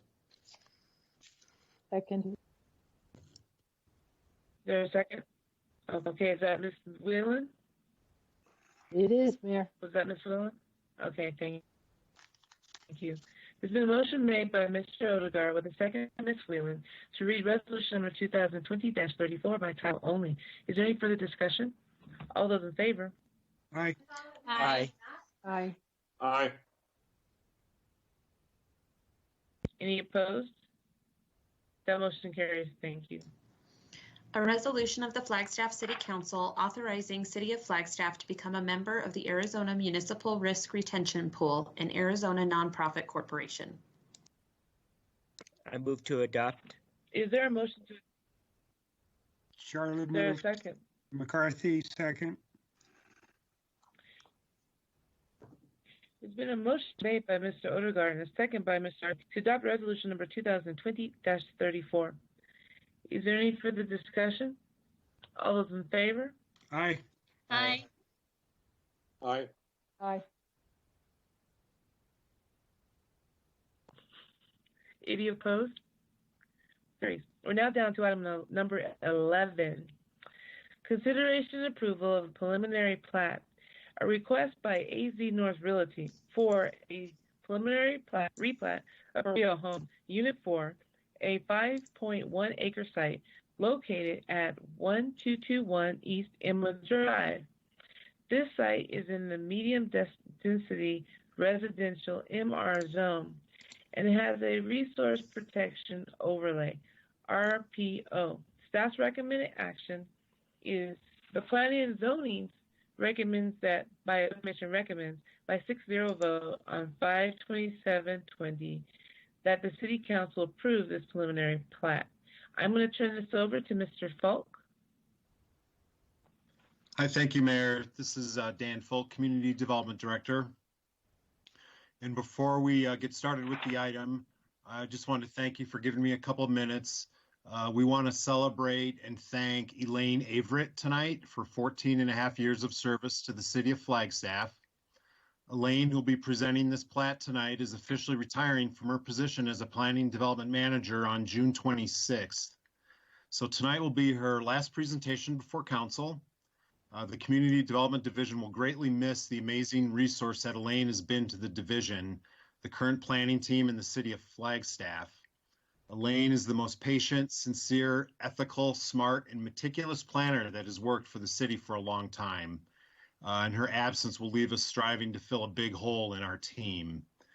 And so on behalf of Planning Director Tiffany Antol and current Planning Manager Alexander Pucciarelli, we just want to wish Elaine the very best and our heartfelt thanks for all her hard work over the years here as a member of Team Flagstaff.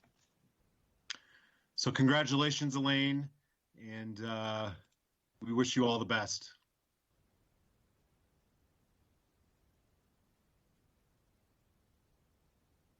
I think I'm reading the chat, and it looks like she was just trying to get into the meeting. She's going to present here, so hopefully she's with us now.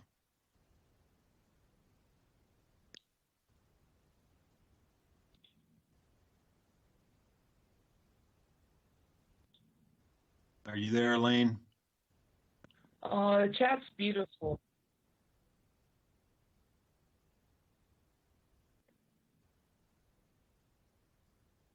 I'm not sure that she is here.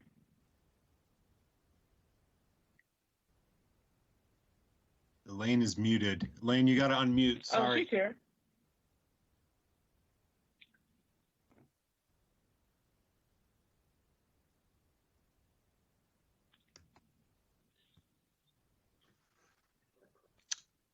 Mayor Jim McCarthy, while we're waiting for her to figure her mute out, may I make a comment?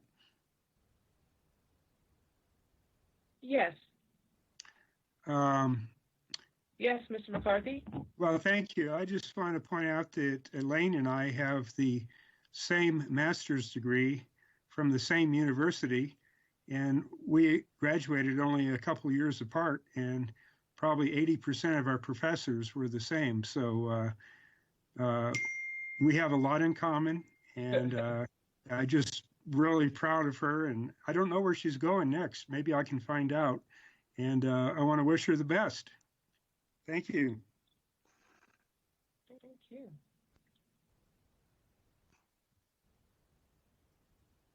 I'm thinking that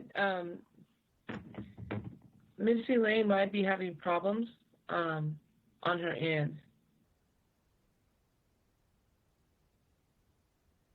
Because she's in the chat, but I don't hear her.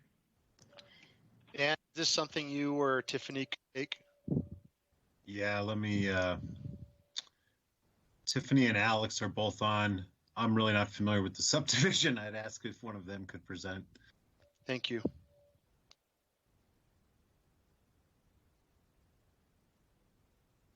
We could also... Good evening, Mayor and Council. This is Tiffany Antol. I don't have Elaine's presentation. Tonight, you are seeing a preliminary plat, which is a replat of an existing subdivision within Rio Homes. This subdivision was partly constructed out and has gone through different phases of different ownership. In its current configuration with the ownership it has, it's very difficult to continue on the original development path. At this point in time, the property owners would like to replat so that they could go through the site and develop it as a slightly different multifamily home project. If you have any questions, I would be happy to try and answer them. I do have the presentation pulled up, Tiffany, if you want me to share my screen and try to go through it, if that I would would be love helpful. that. I don't know if council had a chance to review it ahead of time. It was in the packet. We'd like to go ahead and have the presentation if possible. Do you want me to share my screen, Tiffany, and you can... I would love that, and then we can go through it. Yes, okay.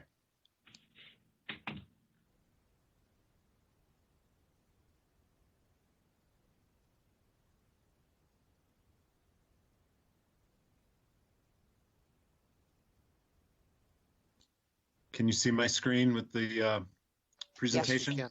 Yes. Yes, we can. So go ahead and, so this is the preliminary plat. It's basically a replat for Rio Homes Unit 4. Please go to the next slide. So this is a request by As North Realty for preliminary plat approval. It is an amendment or a replat. Oops, maybe too far. Go back. So here is the subject site. It is located at 1221 East Emma Drive. This is located really up front to the whole Rio Homes development. Here we are back. This will create 12 lots and 3 tracks. It is currently 5.1 gross acres. It is in the medium density residential zone with the resource protection overlay. And the amendment is to facilitate a conventional multifamily development. Next slide. All right, I'm going to advance it. That was obviously a delay, so I'll advance it to the aerial photo again. Perfect.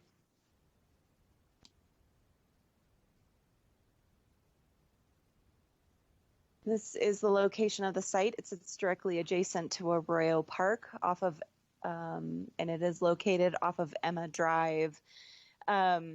This is located at the entrance to the Rio Home subdivision. Next slide.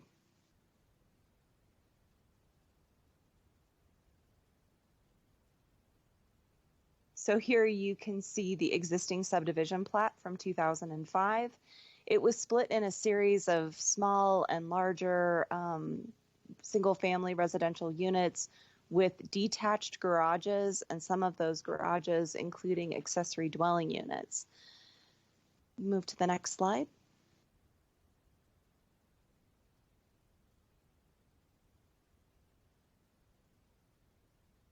Here is the proposed preliminary plat. So at this point, it's a replat. It keeps the existing structures that are already built, but creates a larger blank space where a conventional multifamily project can be built.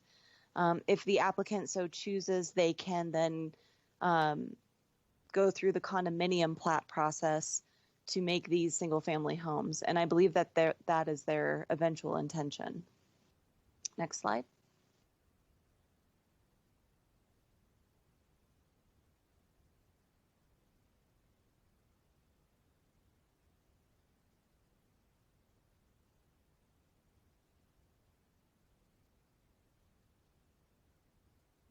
So here is a close-up of the civil site plans.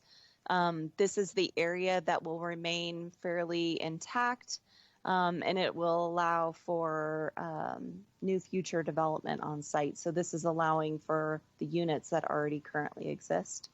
Next slide. Next slide.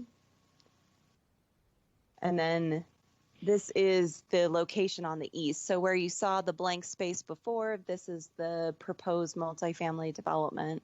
So what it does is it takes away the garages, it creates a general parking area, and establishes a new configuration for the proposed units. Next slide. So the medium density residential zone, the required density is minimum 6 units per acre with a maximum of 9. The proposed density is 9 units per acre. They are only at 12% lot coverage, so they're well below that. They are meeting all of the required setbacks, and they are under the maximum permitted height of 35 feet. Next slide. The parking, it meets the conventional standards for multifamily housing. So you'll see 46 units is 89 spaces. They are providing 85 87 vehicle spaces with 10 bicycle spaces. They did submit a landscaping plan, which was submitted and approved by the IDS during their site plan review of the multifamily development. And existing and new vegetation will also be used to help meet the requirements for street buffer, building foundation, parking lot, and peripheral landscaping. It's important to note that most of the infrastructure for this development has all been installed. And then here is a copy of the resource protection plan highlighting the areas of preservation. You can see the tree resources and identification of slope. Next slide. And here is a sample elevation of what the multifamily units would look like. And next slide.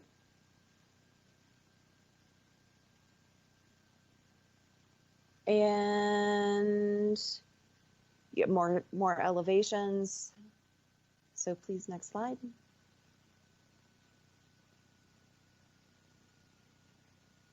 And here is just a quick analysis of the site system analysis for access and traffic. A TIA was conducted with the original Rio Home subdivision. There was no update required as the number of units remain relatively low. So with water service, will be provided with existing water mains, wastewater also the same, using existing facilities. And then stormwater will be modified to provide additional volume for the added impervious areas. And Elaine, if you're here, do you want to take over? We're on the next slide, right? Can you hear me? Yes, I can hear you. Thank you so much, Tiffany. All right, so we are here. The interdivision staff approved a preliminary plat on March 27th of this year. In accordance with the findings, the Planning and Zoning Commission recommends by a 6-0 vote, the City Council approve the preliminary plat with no conditions. That concludes mine and Tiffany's presentation. I'm happy to take any questions. The developers team may still be available on this call. I see Councilmember McCarthy has a question. Yes. I do. A couple of weeks ago, we got a presentation from Waste Management, and one of the observations they made is a lot of these larger developments, larger than single-family homes is what I mean by that. They did not have recycling bins installed in the same way that they have trash bins installed. So my question is, will this development have both trash dumpsters and recycling dumpsters in the same number? Yes, they will. As North will provide for both trash and recycling pickup in the locations. I'm glad to hear that, and I hope you kind of keep that in mind whenever you review these plans. Thank you, Mayor. Thank you, Vice Mayor. Thank you, Mayor. And yeah, thanks for the presentation. My questions are, can you talk to me about electric vehicle parking spaces along with the room count of these projects?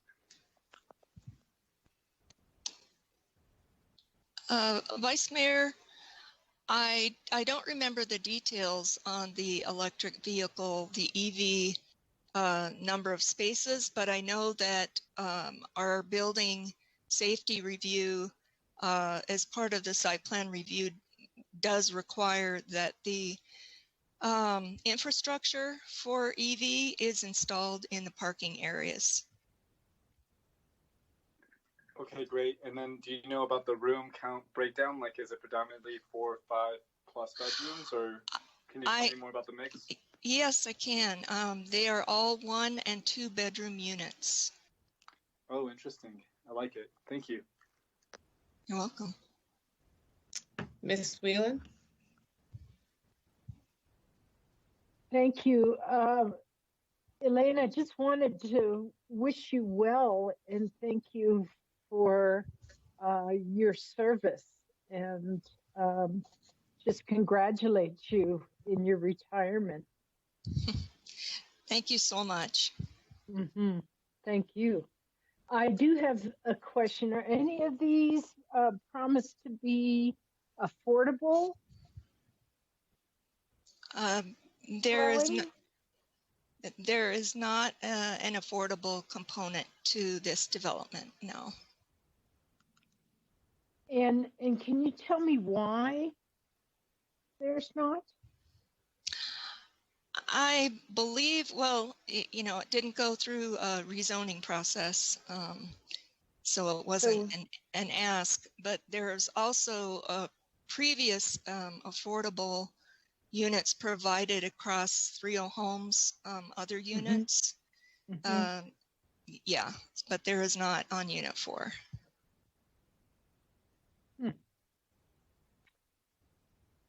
Okay, thank you. That's disappointing that we just weren't offered some affordable units.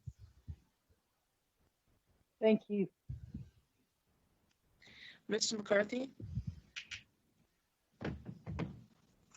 Well, first of all, Lane, I just pointed out when you were offline and trying to get hooked up that you and I both have the same master's degree from the same university, only a couple years apart, and so we're taught by essentially all the same professors, and I kind of feel a bonding with you because of that, and good luck in your next endeavor. In the meantime, though, I would like to move to approve the preliminary plat for Rio Homes Unit Number 4. This is Charlie, I second. There's been a motion made by Mr. McCarthy and a second by Mr. Odegaard to approve this. Is there any further discussion? All those in favor?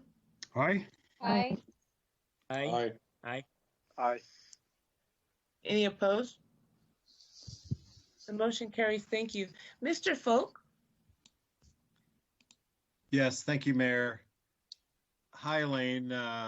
I did a little introduction before your plat. We're not sure if you were on the meeting yet or not, but we just wanted to take a minute to celebrate and thank you, Elaine, for 14 and a half years of service with the City of Flagstaff. You're officially retiring from your position as Planning Development Manager on June 26th. So tonight was your last presentation before Council. It was a nice tag team effort there. The Community Development Division will greatly miss the amazing resource that Elaine has been to the division, the current planning team, and the City of Flagstaff. Elaine is the most patient, sincere, ethical, smart, and meticulous planner that has worked for the city for a long time. Her absence will leave us striving to fill a big hole in our team. And so, Elaine, on behalf of myself and Planning Director Tiffany Antol and current Planning Manager Alexander Pucciarelli, we just want to congratulate you and thank you for all your years of service here with Team Flagstaff and wish you nothing but health and happiness in your retirement. Thank you. That means so much to me, and it's just been a pleasure to be part of Flagstaff in this position. Thank you. Thank you very much, Elaine, for all your service to our community. Thank you. We're going to move to item number 12, which is a consideration adoption of resolution number 2020-37. This is a resolution of the City Council of the City of Flagstaff, Arizona, calling a special election to be held on November 3rd, 2020, in conjunction with the city's general election, to submit to the registered voters of Flagstaff a question to approve the continuation of a 1% city's transaction privilege sales tax, excluding the tax on food, through June 30th, 2035. Staff's recommended action is that we read resolution number 2020-37 by title only and then adopt. I believe this is the city clerk. Yes, thank you, Mayor. Stacy Salzberg, City Clerk. Before you this evening is a resolution calling a special election to be held in conjunction with our November general election. And the purpose of the special election will be to seek approval from the voters to continue the city's 1% sales tax The sales tax is set to expire in November of 2024. And although that tax doesn't expire for some time now, staff is recommending that we place it on this November's ballot so that if there are any issues with that, or if it doesn't fail in 2020, or if it doesn't pass in 2020, excuse me, there will be an additional opportunity to bring it back in 2022. And so I am available for any questions regarding the election, and I do have Mr. Tatter on hand as well to answer any questions that might be related to the financial side of things. I see a question by Mr. McCarthy. Thank you, Mayor. I noticed in the write-up that it says a 1% transaction tax excluding food. Are pharmacies' prescriptions excluded also? I thought the prescriptions were not, medical prescriptions were not taxed. Am I right or wrong? I would need to defer to Mr. Tatter on that one. Councilmember McCarthy, yes, prescriptions and medical prescriptions are exempt from sales tax at the state level. Cities are not allowed to provide that. So we've been including the exclusion in our food as our voters approved this over the past elections, and we just felt we would continue that going forward, because I don't think there's any consideration right now to tax food.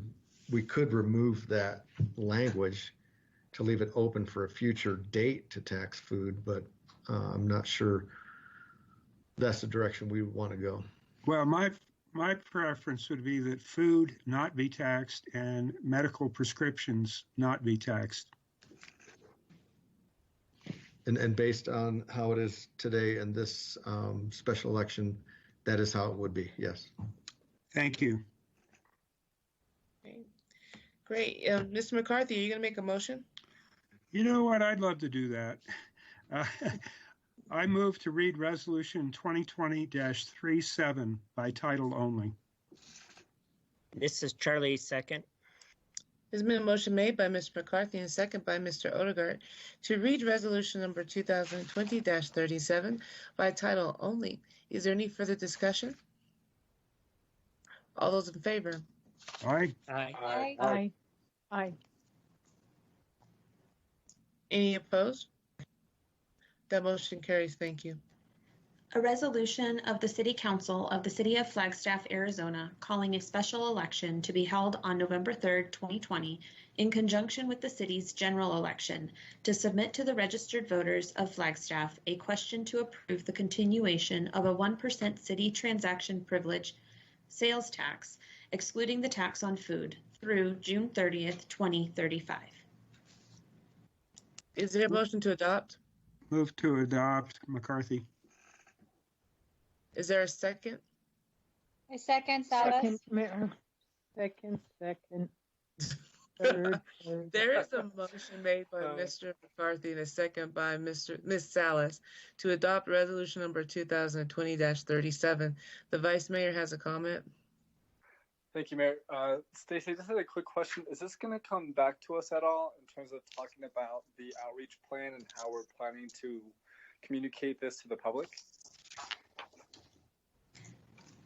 Thank you, Vice Mayor. At this time, I don't have that scheduled, but that is certainly something that we could facilitate bringing forward.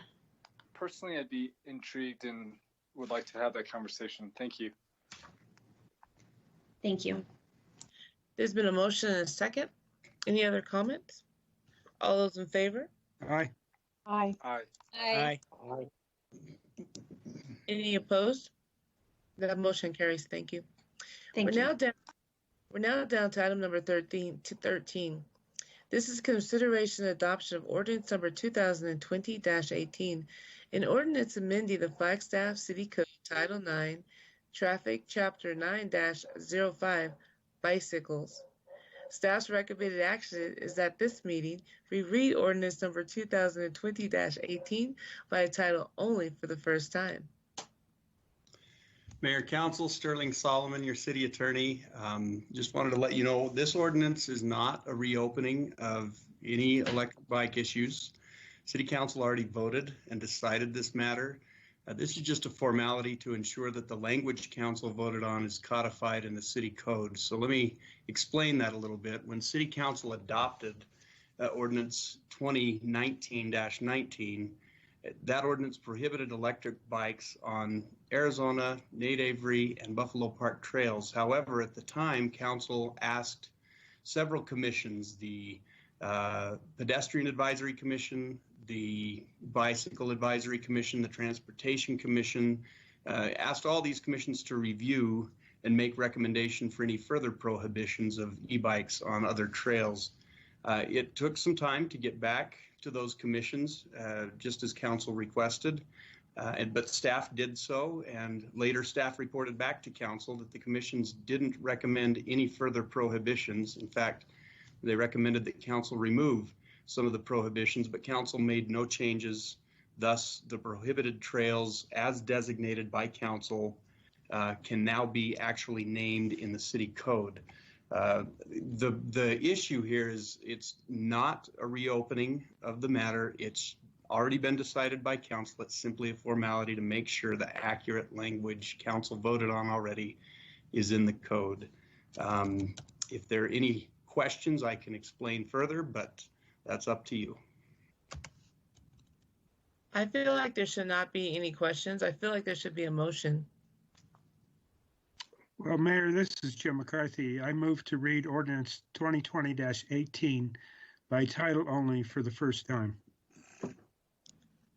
There's been a motion made by Mr. McCarthy and a second by the Vice Mayor to read Ordinance number 2020-18 by title only for the first time. Is there any further discussion? All those in favor? Aye. Aye. Any opposed? That No. motion. Who was that? Just kidding, Mary.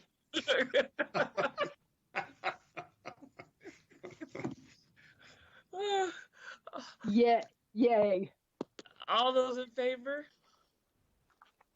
Aye. Aye. Aye. Aye. We could talk about bikes. You know what, Vice Mayor?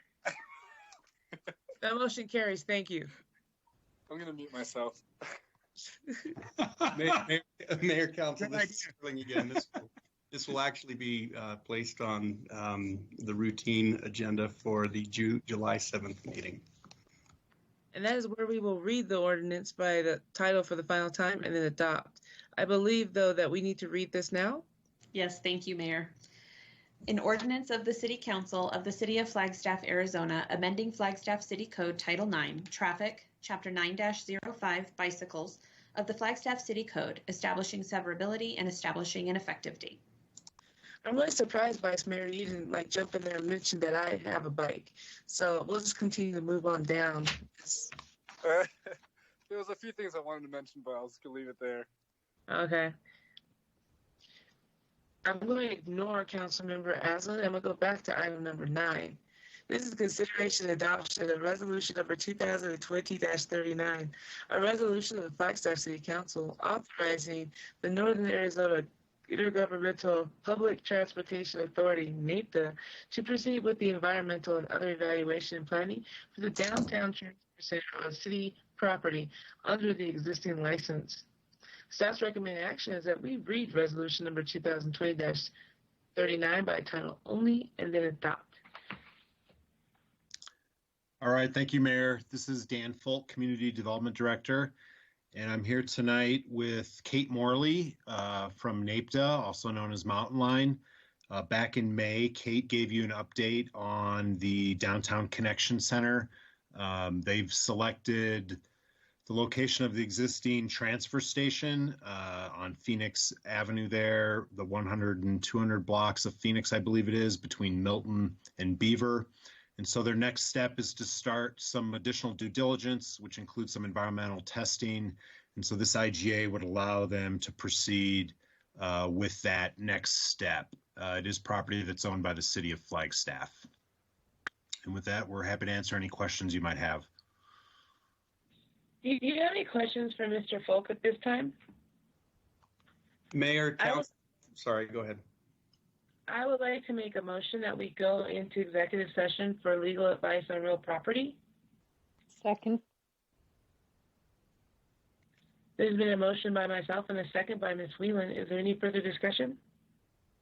Mr. City Attorney? Mayor, Council, if you can all just hold tight or just allow Stacy to give you directions on what we'll be doing next on the executive session. Assuming it gets approved. Thank you, Sterling. If there's a vote to go in. Oh, correct.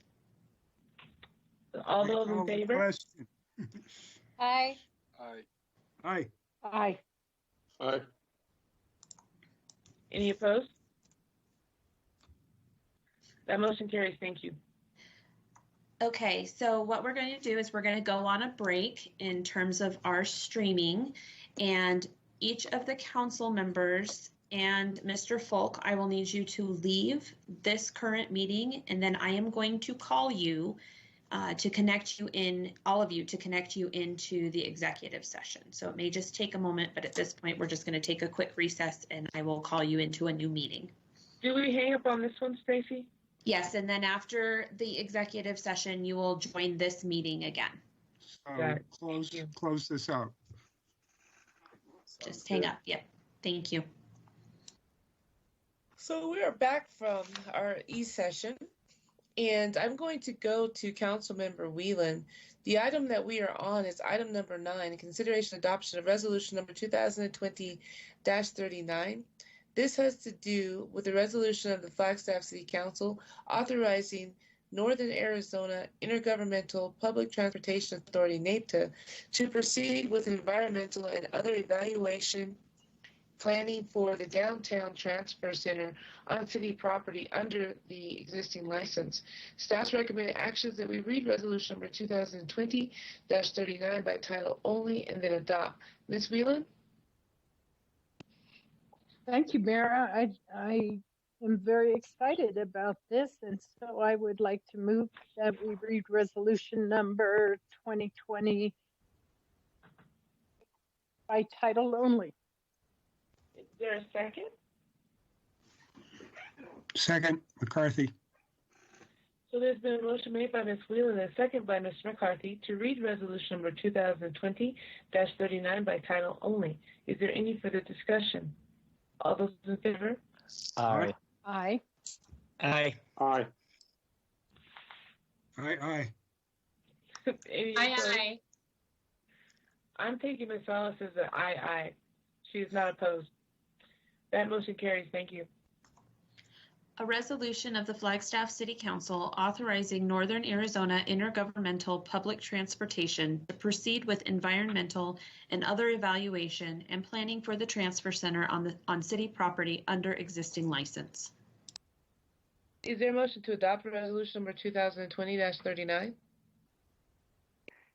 So moved. Second. There's been a motion made by Ms. Whelan and a second by Mr. McCarthy to adopt resolution number 2020-39. Is there any further discussion? All those in favor? Aye. Aye. Aye. Any opposed? That motion carries. Thank you. Now back down to item number 14. This is discussion item 14A. Rio de Flag Flood Control Project. This is an update. Good evening, Your Honor, members of the council. This is Trevor Henry with our Capital Improvements Program. And tonight I will provide for you our monthly update for the Rio de Flag project. So the project update will focus on the Army Corps, project design, environmental, real estate, and BNSF. So this update will concentrate on matters of the project since our last update, which was May 19th. So at any time during the presentation, if council chooses for questions or comments, please just stop me and we can go from there. So the Army Corps. In support of the project, the Army Corps has posted an inquiry of industry interest to a federal contract opportunities website. That website is beta.sam.gov.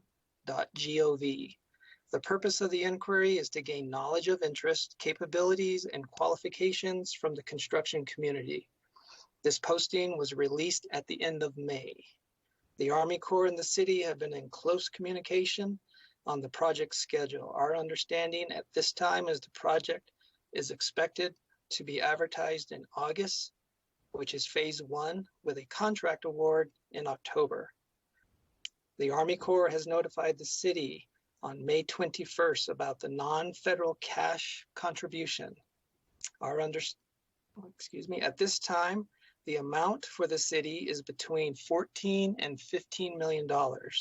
The amount that the city is responsible is based on the project cooperation agreement.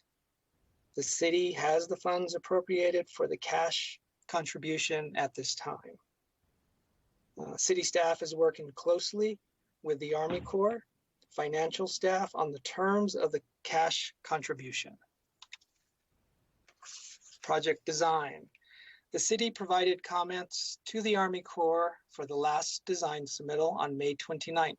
The next submittal of the project design is anticipated to be released in July. The city has a draft 100% utility relocation design for the entire project, which is phase 1 and 2. That information is being shared with the Army Corps and their team. The city continues to work with the franchise utilities on the infrastructure and as it relates to the project. Ongoing coordination continues with the Army Corps to determine when the franchise utility work might occur. The city has been coordinating with the Army Corps on the revised environmental site assessment documents. The intent is to provide an update to the original documents with current mitigation measures. A draft response action plan is in the works. The city's consultant continues to address comments from the Army Corps. The intent is to make the plan part of the construction project. Completion by our consultant is anticipated by June 26. The city and the Army Corps are discussing the actions to meet ADEQ standards and if the 401 water quality permit needs to be amended or modified. Environmental certification is a requirement of the Army Corps. Real estate. The city's consultant has completed 100% of the legal descriptions for phase 1. The documents have been submitted to the appraisers. The appraisals for the city leased properties were sent to the Army Corps in April 2020. We are awaiting a final response, and that is for phase 1. Appraisals for the multifamily and commercial properties are in progress. Completion is expected from the appraiser by July 1st. And again, that is phase 1. Appraisals for the commercial properties were sent to the Army Corps, and we are waiting on a response. Again, that is phase 1. Appraisals for the BNSF properties are in progress with the Army Corps. The city is working to acquire a transportation corridor appraiser to meet the Army Corps' requirements. The transportation corridor appraiser incorporates a transit corridor valuation of railroad property. This valuation takes into account the land corridor that the rail passes through, if it will increase the value of the land corridor, and it uses pre-approved methods of valuation. A transportation corridor appraiser ensures the process complies with the Army Corps standards. The Army Corps has used a transportation corridor appraiser on past projects with success. Real estate. Certification is a requirement of the Army Corps. And last is BNSF Railway. City staff submitted the latest plans to BNSF for their engineering review. Last night, there was an item under the consent agenda that was reviewed for engineering services related to BNSF. The city and the Army Corps have reviewed the draft construction and maintenance agreement for phase 1. The city's attorney office provided final edits, and the endorsed draft document was submitted to BNSF on June 9th. Technical meetings with BNSF continue. The group has narrowed the preferred crossing option for phase 2. It is a tunneling effort and an inline bridge. Right now, BNSF is considering if they can support a track window requirement for the inline bridge option. The preferred crossing option will be included in the construction and maintenance agreement for phase 2. Prior to BNSF accepting any construction and maintenance agreement, staff will bring them before council for consideration. And that concludes this month's update on the Rio de Flag. Council, are there any questions? Mr. Odegaard. Yeah, thank you, Mayor, and thank you, Trevor. I see, contract could go out in October, be awarded. Do you have an idea when we might see a shovel in the ground? I know General Semonite, his direction when he was out here a couple years ago in the fall, I believe, of 2018, was he was hoping to see a shovel in the ground in 2020. But looking at the timeline, I think that might be a little tough. So do you have an idea when that timeline for a shovel in the ground? Your Honor, Councilmember Odegaard, at this time, if a contract is awarded in October, and here in Flagstaff, we tend to get winter around October, so it starts to get a little cooler. So the probability of having construction in 2020 is kind of low right now, but we anticipate trying to do whatever we can as early as we can with this project. So I don't know off the top of my head when we might have construction starting, but guaranteed our project team is wanting it to happen as soon as it can. Okay, thank you, Trevor. Are there any other questions for Trevor? Well, thank you so much. We truly appreciate this update tonight. Thank you. We're going to move down to item number 15. Item number 15 is our council liaison reports. Very specifically, this would be for councils for committees and such that we sit on as council members in our capacity as council members. Is there any reports for tonight?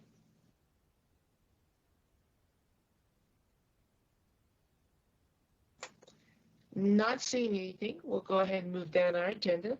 We're now down to item number 16. Mr. McCarthy. I thought Jamie Whalen might take the lead since she's the chair of the NAPTA board, Mountain Line. But we did a bunch of things today in a meeting, approved the budget for the year, and also made a policy decision that as soon as we can implement it, which is not immediately, we will require masks for all passengers on Mountain Line buses for their safety and for the safety of our drivers. For those people that don't have a mask, Mountain Line will have a mask for them. And if they don't want to wear it, that's fine. They don't have to, but they can't get on the bus. So I might ask Jamie if she has any other highlights from today's meeting. Thank you, Mayor. I'm going to go to Ms. Ellis and then go to Ms. Whelan. Ms. Ellis?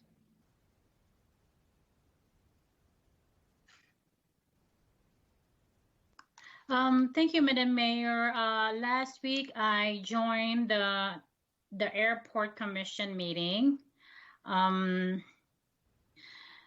There was a discussion on pretty much an update on what the council's decision with regards to the lease abatement, and also preliminary discussion on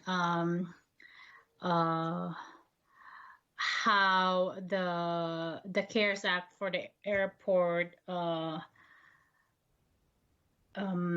grant will be is proposed to be allocated, and that's coming up to the council pretty soon. And then yesterday, I participated in a brief meeting with the Parks and Rec Commission. What caught me still in great concern is the graffiti incidents in our parks. So that's a continuing expense. So that's my update for now. Thank you. Thank you. Ms. Whelan. Thank you, Mayor. Thank you, Jim. The only other piece that I wanted to add to that was our discussion on zero emissions bus and what the transition plan will look like down the road. The board of directors certainly gave the signal that we were very interested in dropping the emissions, and we had several choices. And I think we were all leading to more of the electric bus if it would work out financially. So it's very exciting stuff coming down the road.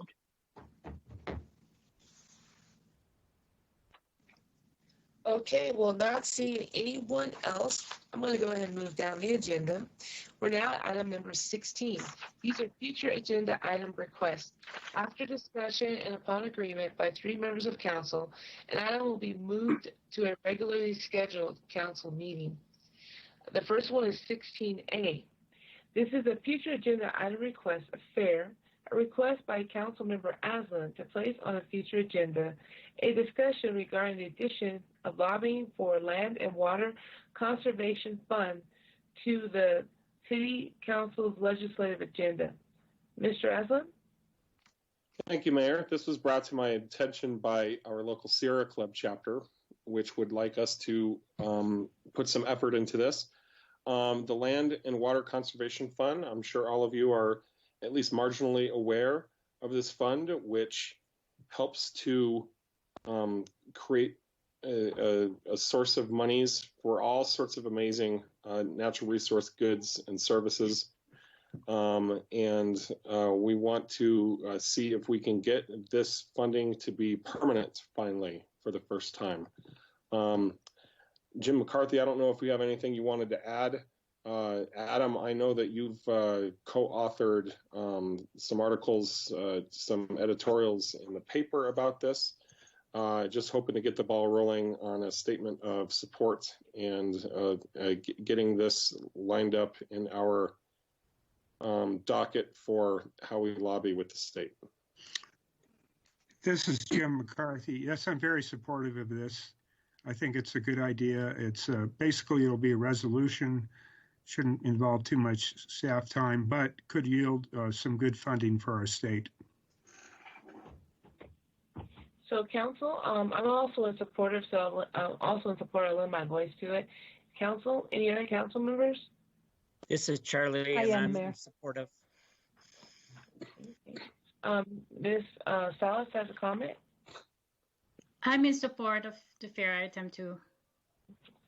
So it looks like that's a 7-0 in support of that fair item, City Manager.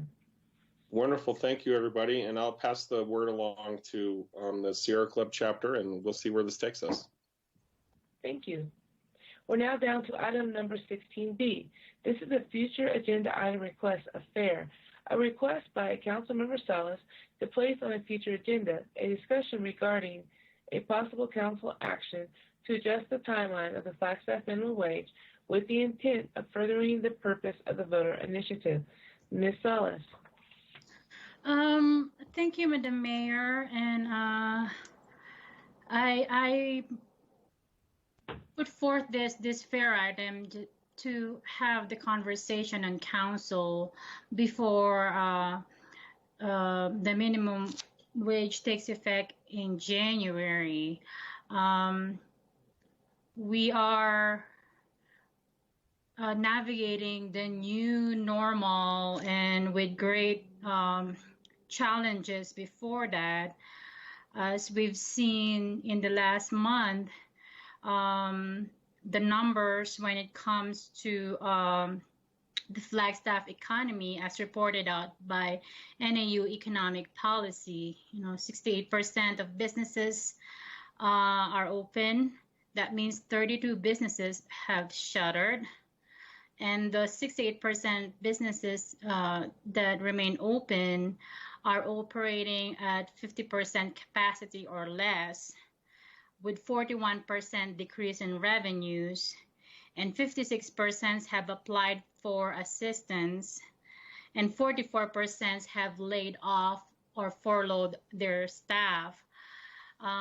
We are also faced with the challenge as the city organization with a pending bill from the state, which is at $1.17 million within this fiscal year, as Flagstaff's higher minimum wage than that of the state.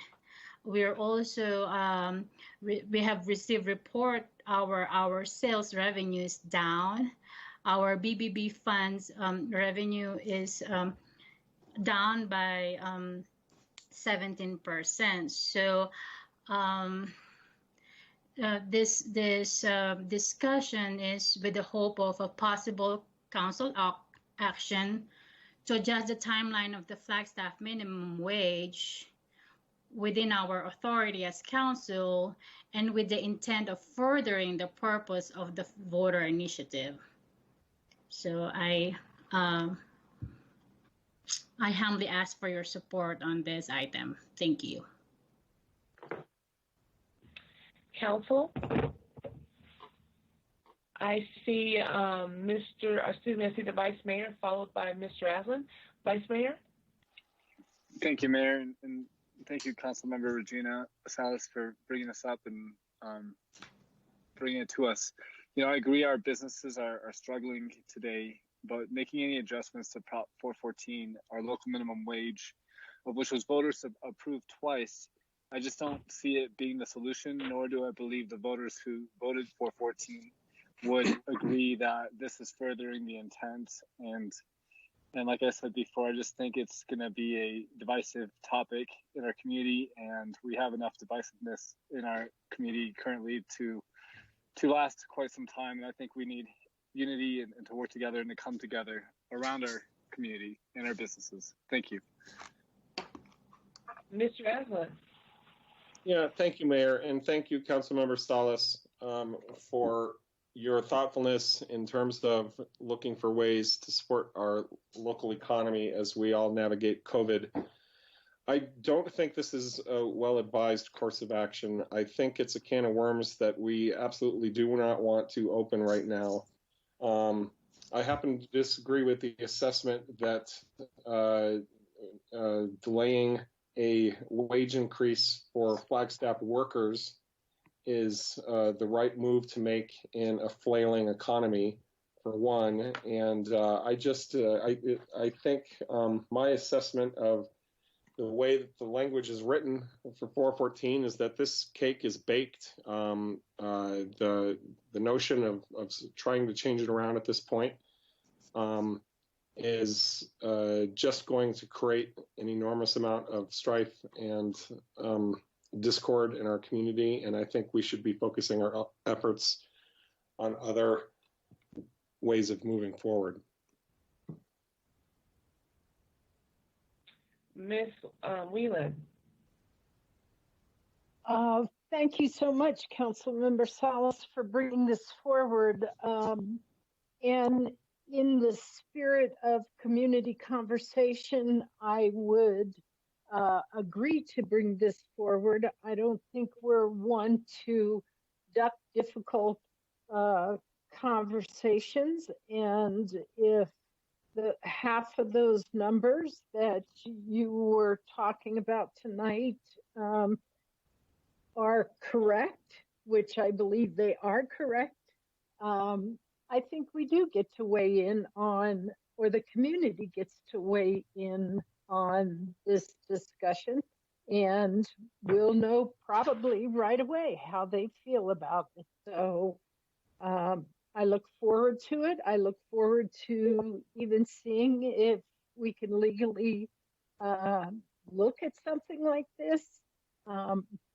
So thank you for keeping the options coming.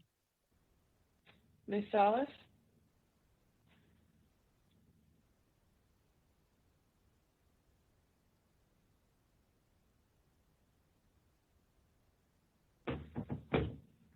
Ms. Salas? I was talking to myself. Sorry. Thank you, Madam Mayor, and thank you, Councilmember Willen, for the support. I just strongly feel that if we as council can do something to adjust the timeline and with the intent of furthering the purpose of the voter initiative. So with due respect, Vice Mayor, I mean, to weigh the merit of this fair item will be only possible if the fair item is moving forward, because that's why I want to have this conversation. How can we further the purpose of the voter initiative while also adjusting the timeline?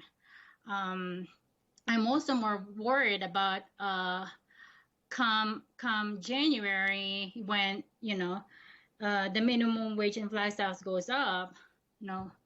There will be more Flagstaff residents who will be ineligible for services as their pay go up.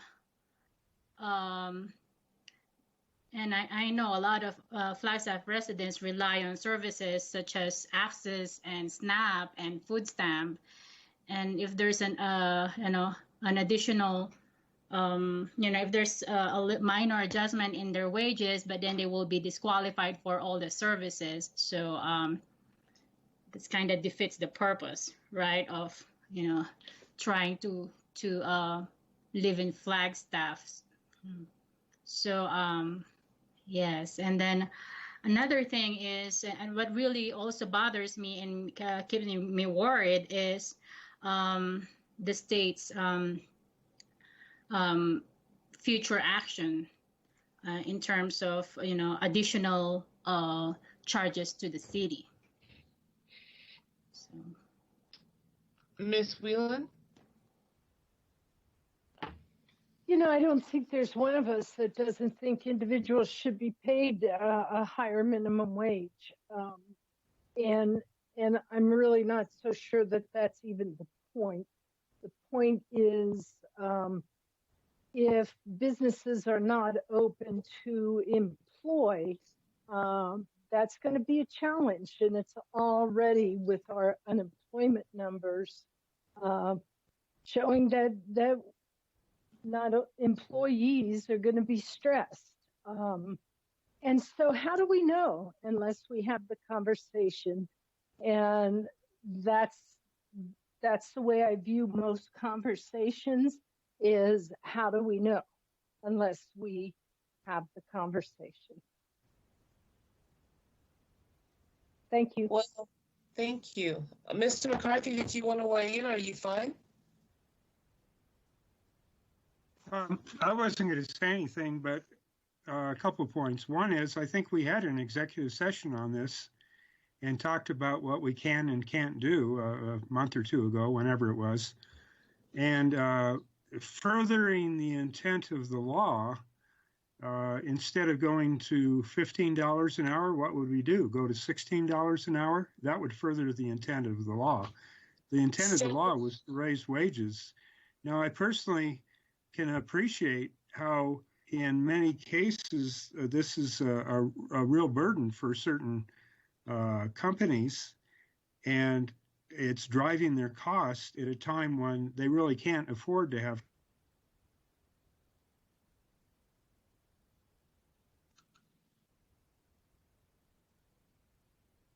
We lost you there, Jim. Well, I know. I didn't touch anything and it went to mute. I literally had my hands down on my lap. I think probably the last sentence, if you don't mind repeating. Okay, so I'm not sure how much we missed. I guess I was saying that I can understand how certain businesses, the increase in the minimum wage could be a real problem, especially in these really bad times. But on the other hand, the only thing we can do is further the intent of what the voters already did.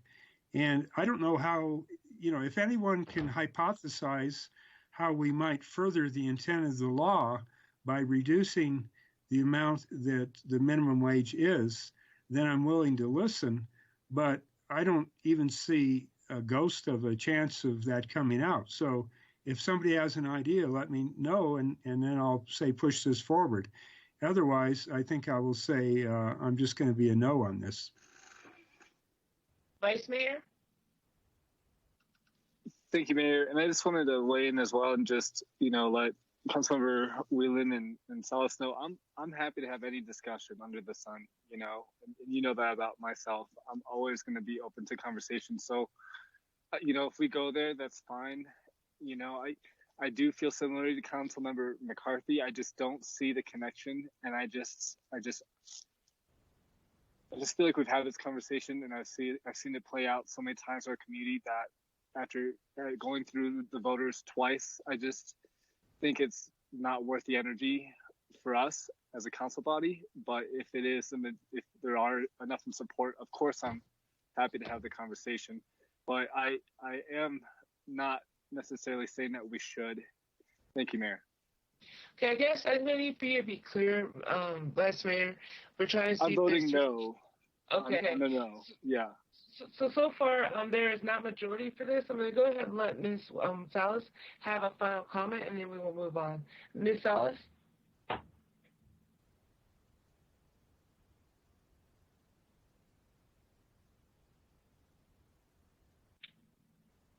Ms. Salas?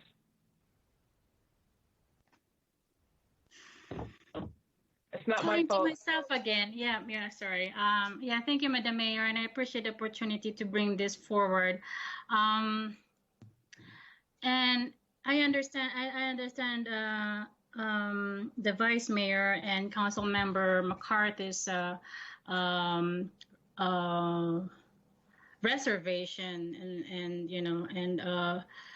and perspective, but again, in the furthering the intent of the voter may mean adding more dollar, adding an additional amount eventually. But again, that has to happen at the dais. I'm just thinking out loud here in terms of adjusting the timeline, but eventually add an additional amount to further the purpose of the voter initiative. Please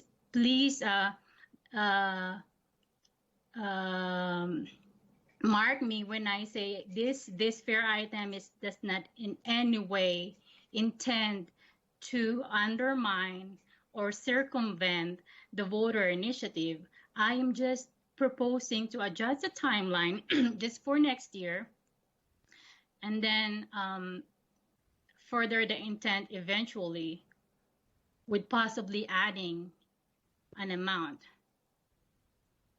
Again, that can only be done with a supermajority vote on council. Thank you. So there's not council majority for this to move forward. So we're going to go ahead and move on to the next item. That would be item number 17, which is our city manager's report. 17A. City manager, was there anything here you wanted to highlight?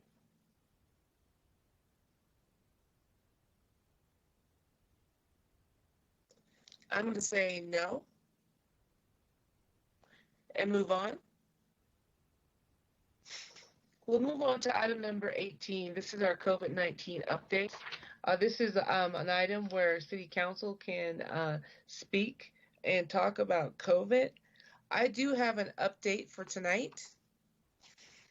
I wanted to mention to the Flagstaff City Council that yesterday I had asked our city attorney to look at preparing an amendment to my emergency proclamation that would include mask wearing requirements. Today at Governor Ducey's press conference, he indicated that he is going to give local control back to cities and towns with regards to that. So currently, as I speak, our city attorney is working on language for an update to our emergency proclamation that speaks to the need to wear a mask in certain situations. I can tell you that the proclamation will be very Flagstaff specific. It will not be cut and paste from other cities around Arizona. I also want to just point out that it might seem that perhaps the COVID numbers that we have here in Coconino County are less than numbers at other places, and that the issue is more severe in other places in Arizona. But as we have seen over the past few weekends, we have a lot of visitors that are coming into our community from all over Arizona as well as outside. And this is a protection measure for our community and the people that live here. So you can expect that I will be signing that addition to my emergency proclamation sometime before noon tomorrow. I'm also going to ask the city manager to place an agenda item. I've already asked him to do this on an upcoming council agenda. I believe it will be next Tuesday, where I am asking the city council to then pass an ordinance that affirms my decision. I'm going to actually go to the city attorney first, and then I'll come back to Mr. Aslan and Mr. McCarthy. City attorney? Yes, I'm assuming you're asking me to respond to the question that Councilmember Aslan, I believe you have a question, Councilmember Aslan. What is that? Yeah, well, thank you. And I'm just curious about some of the finer details of this. I think it's a good move, and I applaud you for taking the leadership to do this, Mayor Evans. I will definitely support the language that we come up with if you want to do a council-wide resolution. I'm just curious how this is going to work in outdoor spaces and how enforcement is going to look when we try to crack down on folks who are not following the spirit of your effort. So thank you. Those are both details that I'm fleshing out right now and drafting the language. As the mayor said, this is not just going to be boilerplate language pulled from somewhere else. It will be tailored to the needs here in Flagstaff when it comes to using our outdoor spaces and so on. The governor's language in his executive order today was very specific and very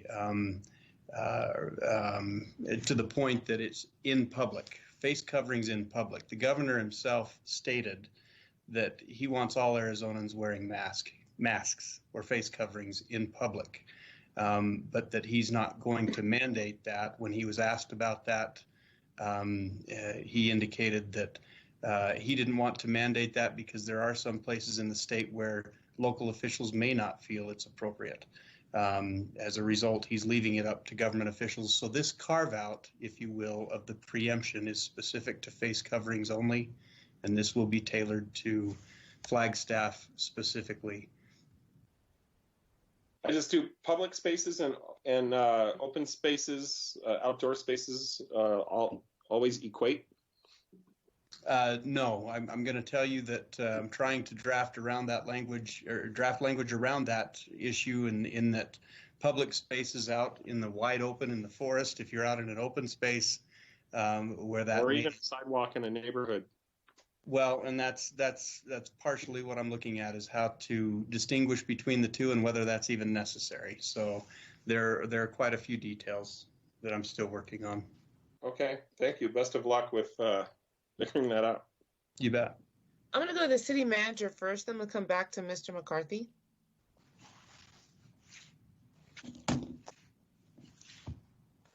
Thank you, Mayor, Council. This is related. Briefly, we are also hoping to have an executive session on Tuesday to revisit the reentry plan. That came up even prior to this information. I think with this information, that might even just give a little more basis for having a revisiting of that. But specifically, we'd like to have a chat with council about the reentry plan as it pertains to permits. Council gave us good direction on this with respect to permits involving city-owned properties. We are seeing a lot of requests come in that do not pertain to city properties, but do speak to permit requirements. And to complicate things a little bit more, the CDC guidelines and gating criteria, but the guidelines in particular, have changed as of the last 24 hours on the website. And we premised our last reentry plan, which is a good plan, but it's kind of predicated on that criteria. So that has changed. We're not advocating things. We just want to check in with council and try to get a read on council. And we do think it probably should result in a refinement or an add-on to the reentry plan. Now I think we could also potentially add the mask discussion into that plan as well. I think the timing would be good. Thank you, Mayor and Council. Thank you. Mr. McCarthy? Well, thank you, Mayor. I am supportive of mandatory masks in appropriate places. For instance, earlier tonight, I mentioned that as a board member for the Mountain Lion Board, I strongly supported a policy of masks are required on the buses, and that will be implemented as soon as practical. On the other hand, I think some of my concerns are similar to Mr. Austin Aslan, in that, for instance, last week I hiked up, Mount Eldon, and I did not wear a mask on that. I cannot hike up a mountain and get enough air through that mask to do it. So that would be completely impractical. And then taking a walk around the neighborhood, I don't think that's necessary. So I caution the mayor to not issue something until it's thought out well enough, and that where it's appropriate and practical, yes, the grocery store, the bank, yes, indoors, yes. But for instance, if you're sitting down for dinner, which now is legal in some places, you can't have a mask on while you're eating dinner. So it has to be thought through carefully before it's implemented. So in appropriate places, I'm supportive, but I don't want to see overkill. Thank you. We're going to go to Ms. Whelan. Sometimes I wonder where common sense went to. So I agree with you. Mr. City Manager, I'm interested in which way you're going with the plan. I tend to think that if we are going to have a very clear message that you need to wear your mask,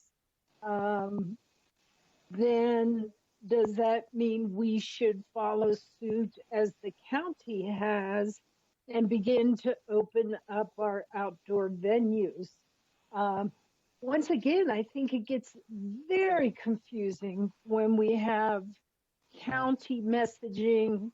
Well, they are messaging wearing masks and that, but they are also messaging that events of 250 and below can be permitted with very specific guidelines. So I don't know if having the city do different, I just don't think we should be that far off, and we should consider with this added protection of wearing masks. Number one, I think we can do a much better job, and as we have heard from citizens, to market this. I think you and I, Mr. Clifton, were on a phone call from city managers in Sedona and the mayor, and they spoke of their program of placards in businesses and more of a community approach. So those are the kinds of things that I would also like to see. I'm not sure why we're not using those traffic signs saying, now we can say that this is a city that wears masks. So those are the kinds of things that I would like to see be considered and be talked about. So thank you. Yeah, and thank you, Council Member Whelan. That's the exact reason for the check-in. And while I made reference to an executive session, that of course is the attorney's wheelhouse. We had a chat today about this, and there's enough to this in terms of legal advisement that I think Sterling was comfortable in having an executive session. But I also think this is a complicated one, and it's complicated on so many levels. You know, we are seeing permit requests come in. We get into a land use arena with those permits, and generally those decisions are made internally. However, the complications of this pandemic and then our reentry criteria, and add to that, you know, the state preemption, which has now been partially lifted, add to that changing messages out of Washington as to what that criteria may look like. We are scratching our heads on a few things, and we think it is time to check in with council. We may want to do this on a fairly regular basis. I agree with your comments, Councilmember Whelan, about consistency with overlapping jurisdictions. That's always a consideration. So Sterling can guide us through the executive session discussion, and then I think likely in the policy arena, we will be looking to revisit our reentry plan consistent with how council might, we know we don't get direction in executive session, but whatever the outcomes of that are, it will help guide us in a policy refinement. Sterling, I don't know if I captured that accurately for your comfort. No, well said. Thank you. I'm going to go to the Vice Mayor, and then I have a follow-up comment. Thank you, Mayor. And yeah, you know, I was very excited, I think, as a lot of us were, to learn about Governor Ducey's actions earlier today in allowing us to have local control and home rule of our own communities. You know, we all know that we should be the ones making decisions on the well-being of our community. And there's too often is Governor Ducey and the state stripping us away from our powers and our abilities at the local level to do what's right for our people. So I'm very glad that this is occurring. I'd like to see more of this be a trend at the state level. But yeah, I would like to know if we're using those police signs. You know, I feel like I haven't really gotten a clear yes or no. And I understand if we just don't know, but I think we need a strong messaging campaign around this moving forward. For those go ahead. If I may, Vice Mayor, just because I can answer this quickly. Yes, we will use the variable message signs. Yeah, we heard that loud and clear, and we certainly will use that. Absolutely. Thank you. Yeah, absolutely. Thank you for that. And, you know, we just need strong communication, especially those traveling up. I am also somewhat concerned about enforcement. I'd like for us not to be very heavy-handed with this at all.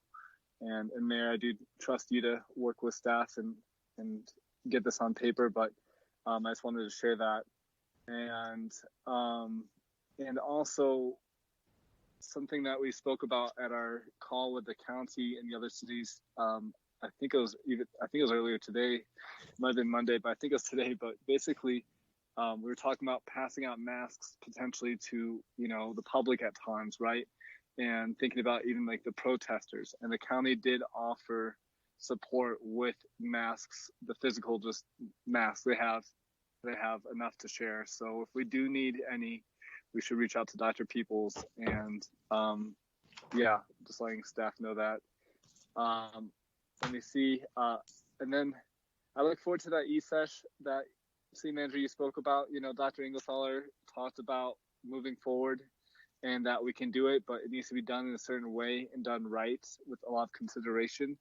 And I want us to keep talking about that. And I'd like for us to also talk about our most vulnerable and what is going on for them and what we can do to support those efforts. Thank you. And thank you, Mayor. I wanted to circle back and just add a couple more comments to the discussion. You know, first and foremost, I will tell council that you know, I feel that the governor should have made the decision And I feel that what he did was he deflected.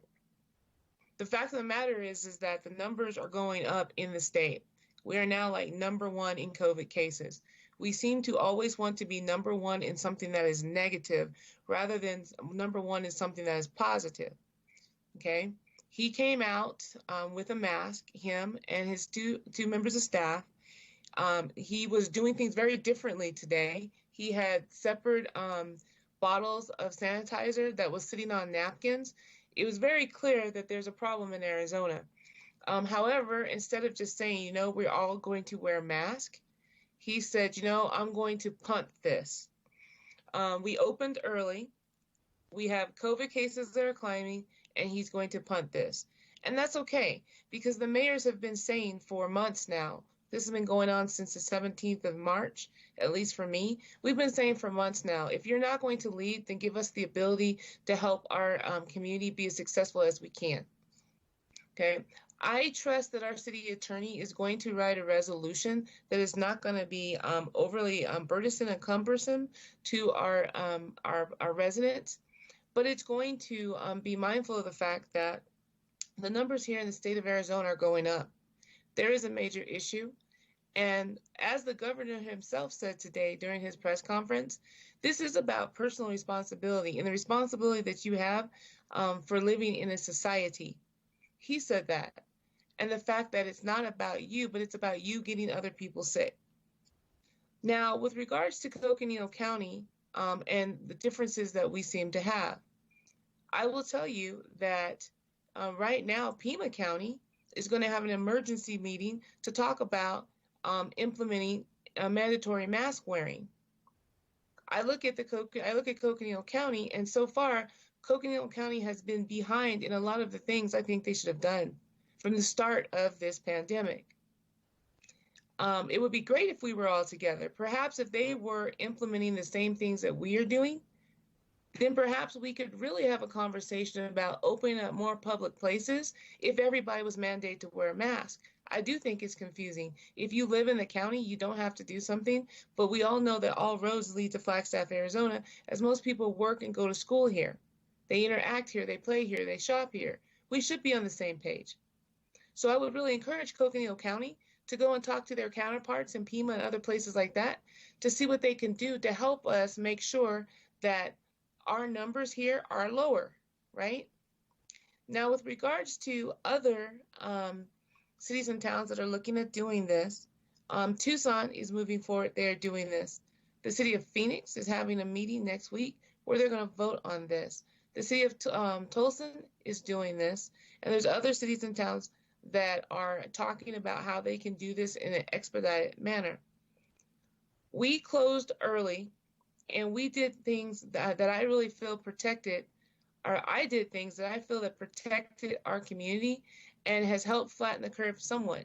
But the numbers are going up, and it is hot down in the valley. The valley is having a major outbreak, a huge outbreak of COVID.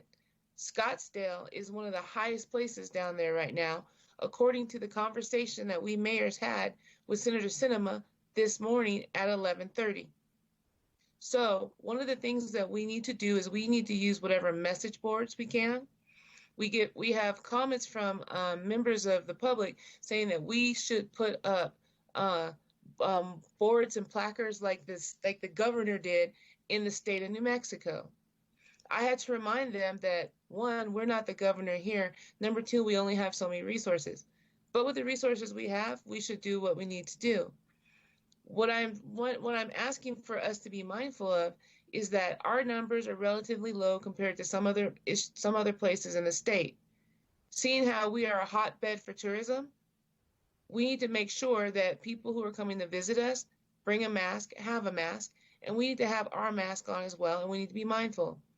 No, we're not going to write an ordinance where if you're in the middle of the forest, you have to wear a mask. But we are going to say if you are in certain situations, you need to be wearing a mask. And we're going to encourage people to adhere to that. So those are just some of my thoughts, more in depth about this issue. I'm going to go to Mr. Odegaard, and then we will see about if we can move on. Mr. Odegaard? Yeah, thank you, Mayor. And I agree with you concerning on the county side of things. You know, the county has the health district. The county receives dollars through taxation and to do the health and the safety of the community that this district oversees, which is Flagstaff and Coconino County. And I'm a little surprised by the response from this, because to me it seems like a very appropriate, whatever response is going to come would come through that health district, through the county. And so I'm a little surprised, and I think if the mayor feels like you need to kind of move along a little faster than what the county chooses or chooses not to do, that's your right. And so we'll see. I do challenge the county to have a better response than what they've done. So thank you. Speaking of which, I had been hoping to bring this up at the meeting next Monday, but there will not be a county city joint meeting. The county has budget hearings and other things going on next week, and so that meeting will be rescheduled. Okay. With that, we're going to go ahead and move down our agenda. We are now down to item number 19. Seems like we haven't been down to item number 19 for maybe a week. This is informational items and reports from council staff and future agenda item requests. Vice Mayor, we're going to start with you. Dang it. Yeah, I guess nothing for me for now. Thank you. Thank you. We're going to go to Mr. Aslan. Thank you, Mayor. Well, as you all know by now, I introduced a fair item this afternoon with the city manager. I sent it to his mailbox. If you'd like, I can revisit that and read it to you directly, or we can just leave well enough alone at this point in the evening after a long week and move along. That's all I have, though. Mayor, if I can respond to that real fast. Go. Councilmember Aslan, that's been forwarded to Stacy. We will have a discussion here quickly as to how soon we can get that on the agenda. So it's in the hopper. Thank you. Okay, yeah, and thank you for reminding me of this. One part of this discussion that wasn't really appropriate during the budget agenda item is whether or not to expedite that. I'm hoping that we can, but I guess we need to get it on the agenda for council's consideration, and at that time, that's when we would expedite. I believe so. Stacy, can you guide us on that? Yes, that is correct. So once it comes forward on the agenda for consideration to get the support of 3, if 3 offer their support, a separate action would be needed to be requested to expedite that to the beginning of the queue. Okay, well, thank you. And remind us, Stacy, if you could, if we don't expedite that item, when will it enter the queue? Sometime in September or October, correct? At this point, it is late October, early November. I apologize, I don't have the working calendar in front of me, but it's in October or November. All right, thank you. You bet. Mr. McCarthy.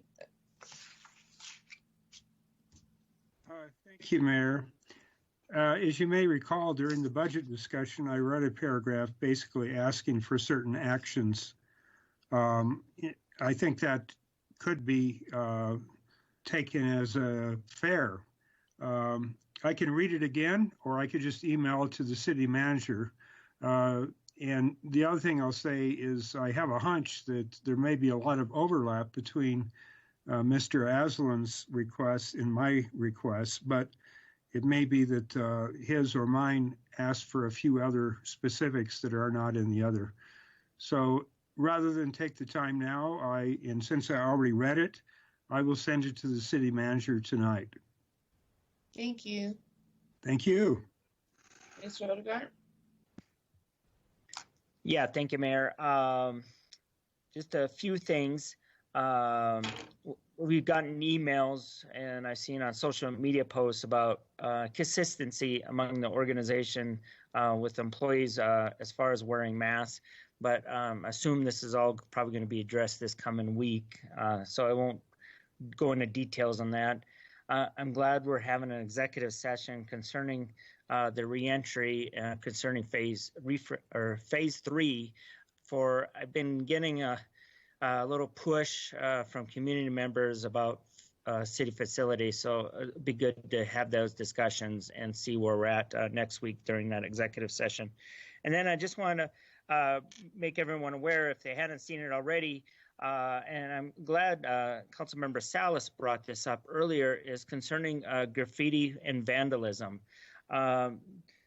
Today, I received pictures from a member of the community saying that Our Lady of Guadalupe Church was vandalized with graffiti.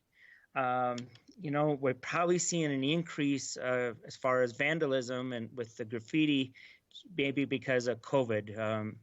I don't want to get into speculations, but I'm hoping maybe with the city manager, maybe you could talk among your management, is maybe there could be some type of messaging to the community saying, we love Flagstaff. We have a higher expectations of what our community looks like.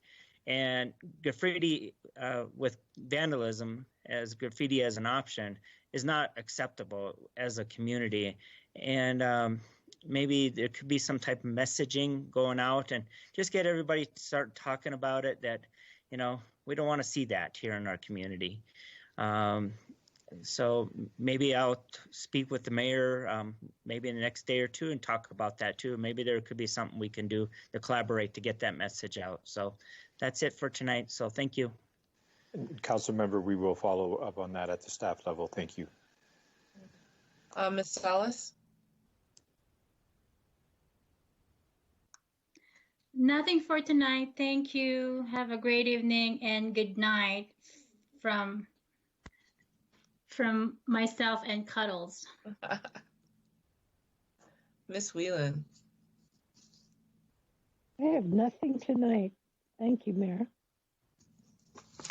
I just have some really quick comments. I wanted to remind the community that Friday is Juneteenth. We have actually received a proclamation from the governor's office. There is a presentation. The Juneteenth at the Murdoch Community Center is actually going to be online this year. It's going to be on at 2:10. Facebook page and get all the information that you need. It will be a 3-part series. It will include a 30-minute video that talks about Juneteenth in the past. There will be a lecture series put on by Dr. Meeman and Dr. Guthrie, about a 30-minute about what is Juneteenth and what is it all about. And then there will be a questions and answers session led by Miss Bernadine Lewis, Reverend Bernadine Lewis. And the community is encouraged to tune in and to engage and to ask all the questions they would like to. I want to say thank you to our community. I think the last 2.5, almost 3 weeks have been very different in our community. And we've seen a lot of people who have been out exercising their First Amendment rights. And I just want to say thank you to our community, as well as thank you to the officers who have been there making sure that everyone stays safe. I wanted to say thank you to our city staff. These have been some really long meetings, and you all have been putting in a lot of time. And I want you to know how much I appreciate your dedication to our community. And lastly, I wanted to ask council to be mindful, speaking of staff, to be mindful of staff's time and of staff's downtime. Very specifically when it comes to our administrative assistant, there have been the need. We all work different hours, but if it's an emergency, we can expect that our administrative assistants will be responding to things on the weekend. But if they're not emergencies and we are just actually checking our emails at that time, it might be that on a Sunday that we might not get a response back right away. But I'm pretty sure that our staff is very dedicated, especially our admin assistants, and they can get that information back to us on Monday. So just to be mindful of that as well. So that's all I have for tonight. and we are adjourned. Thank you.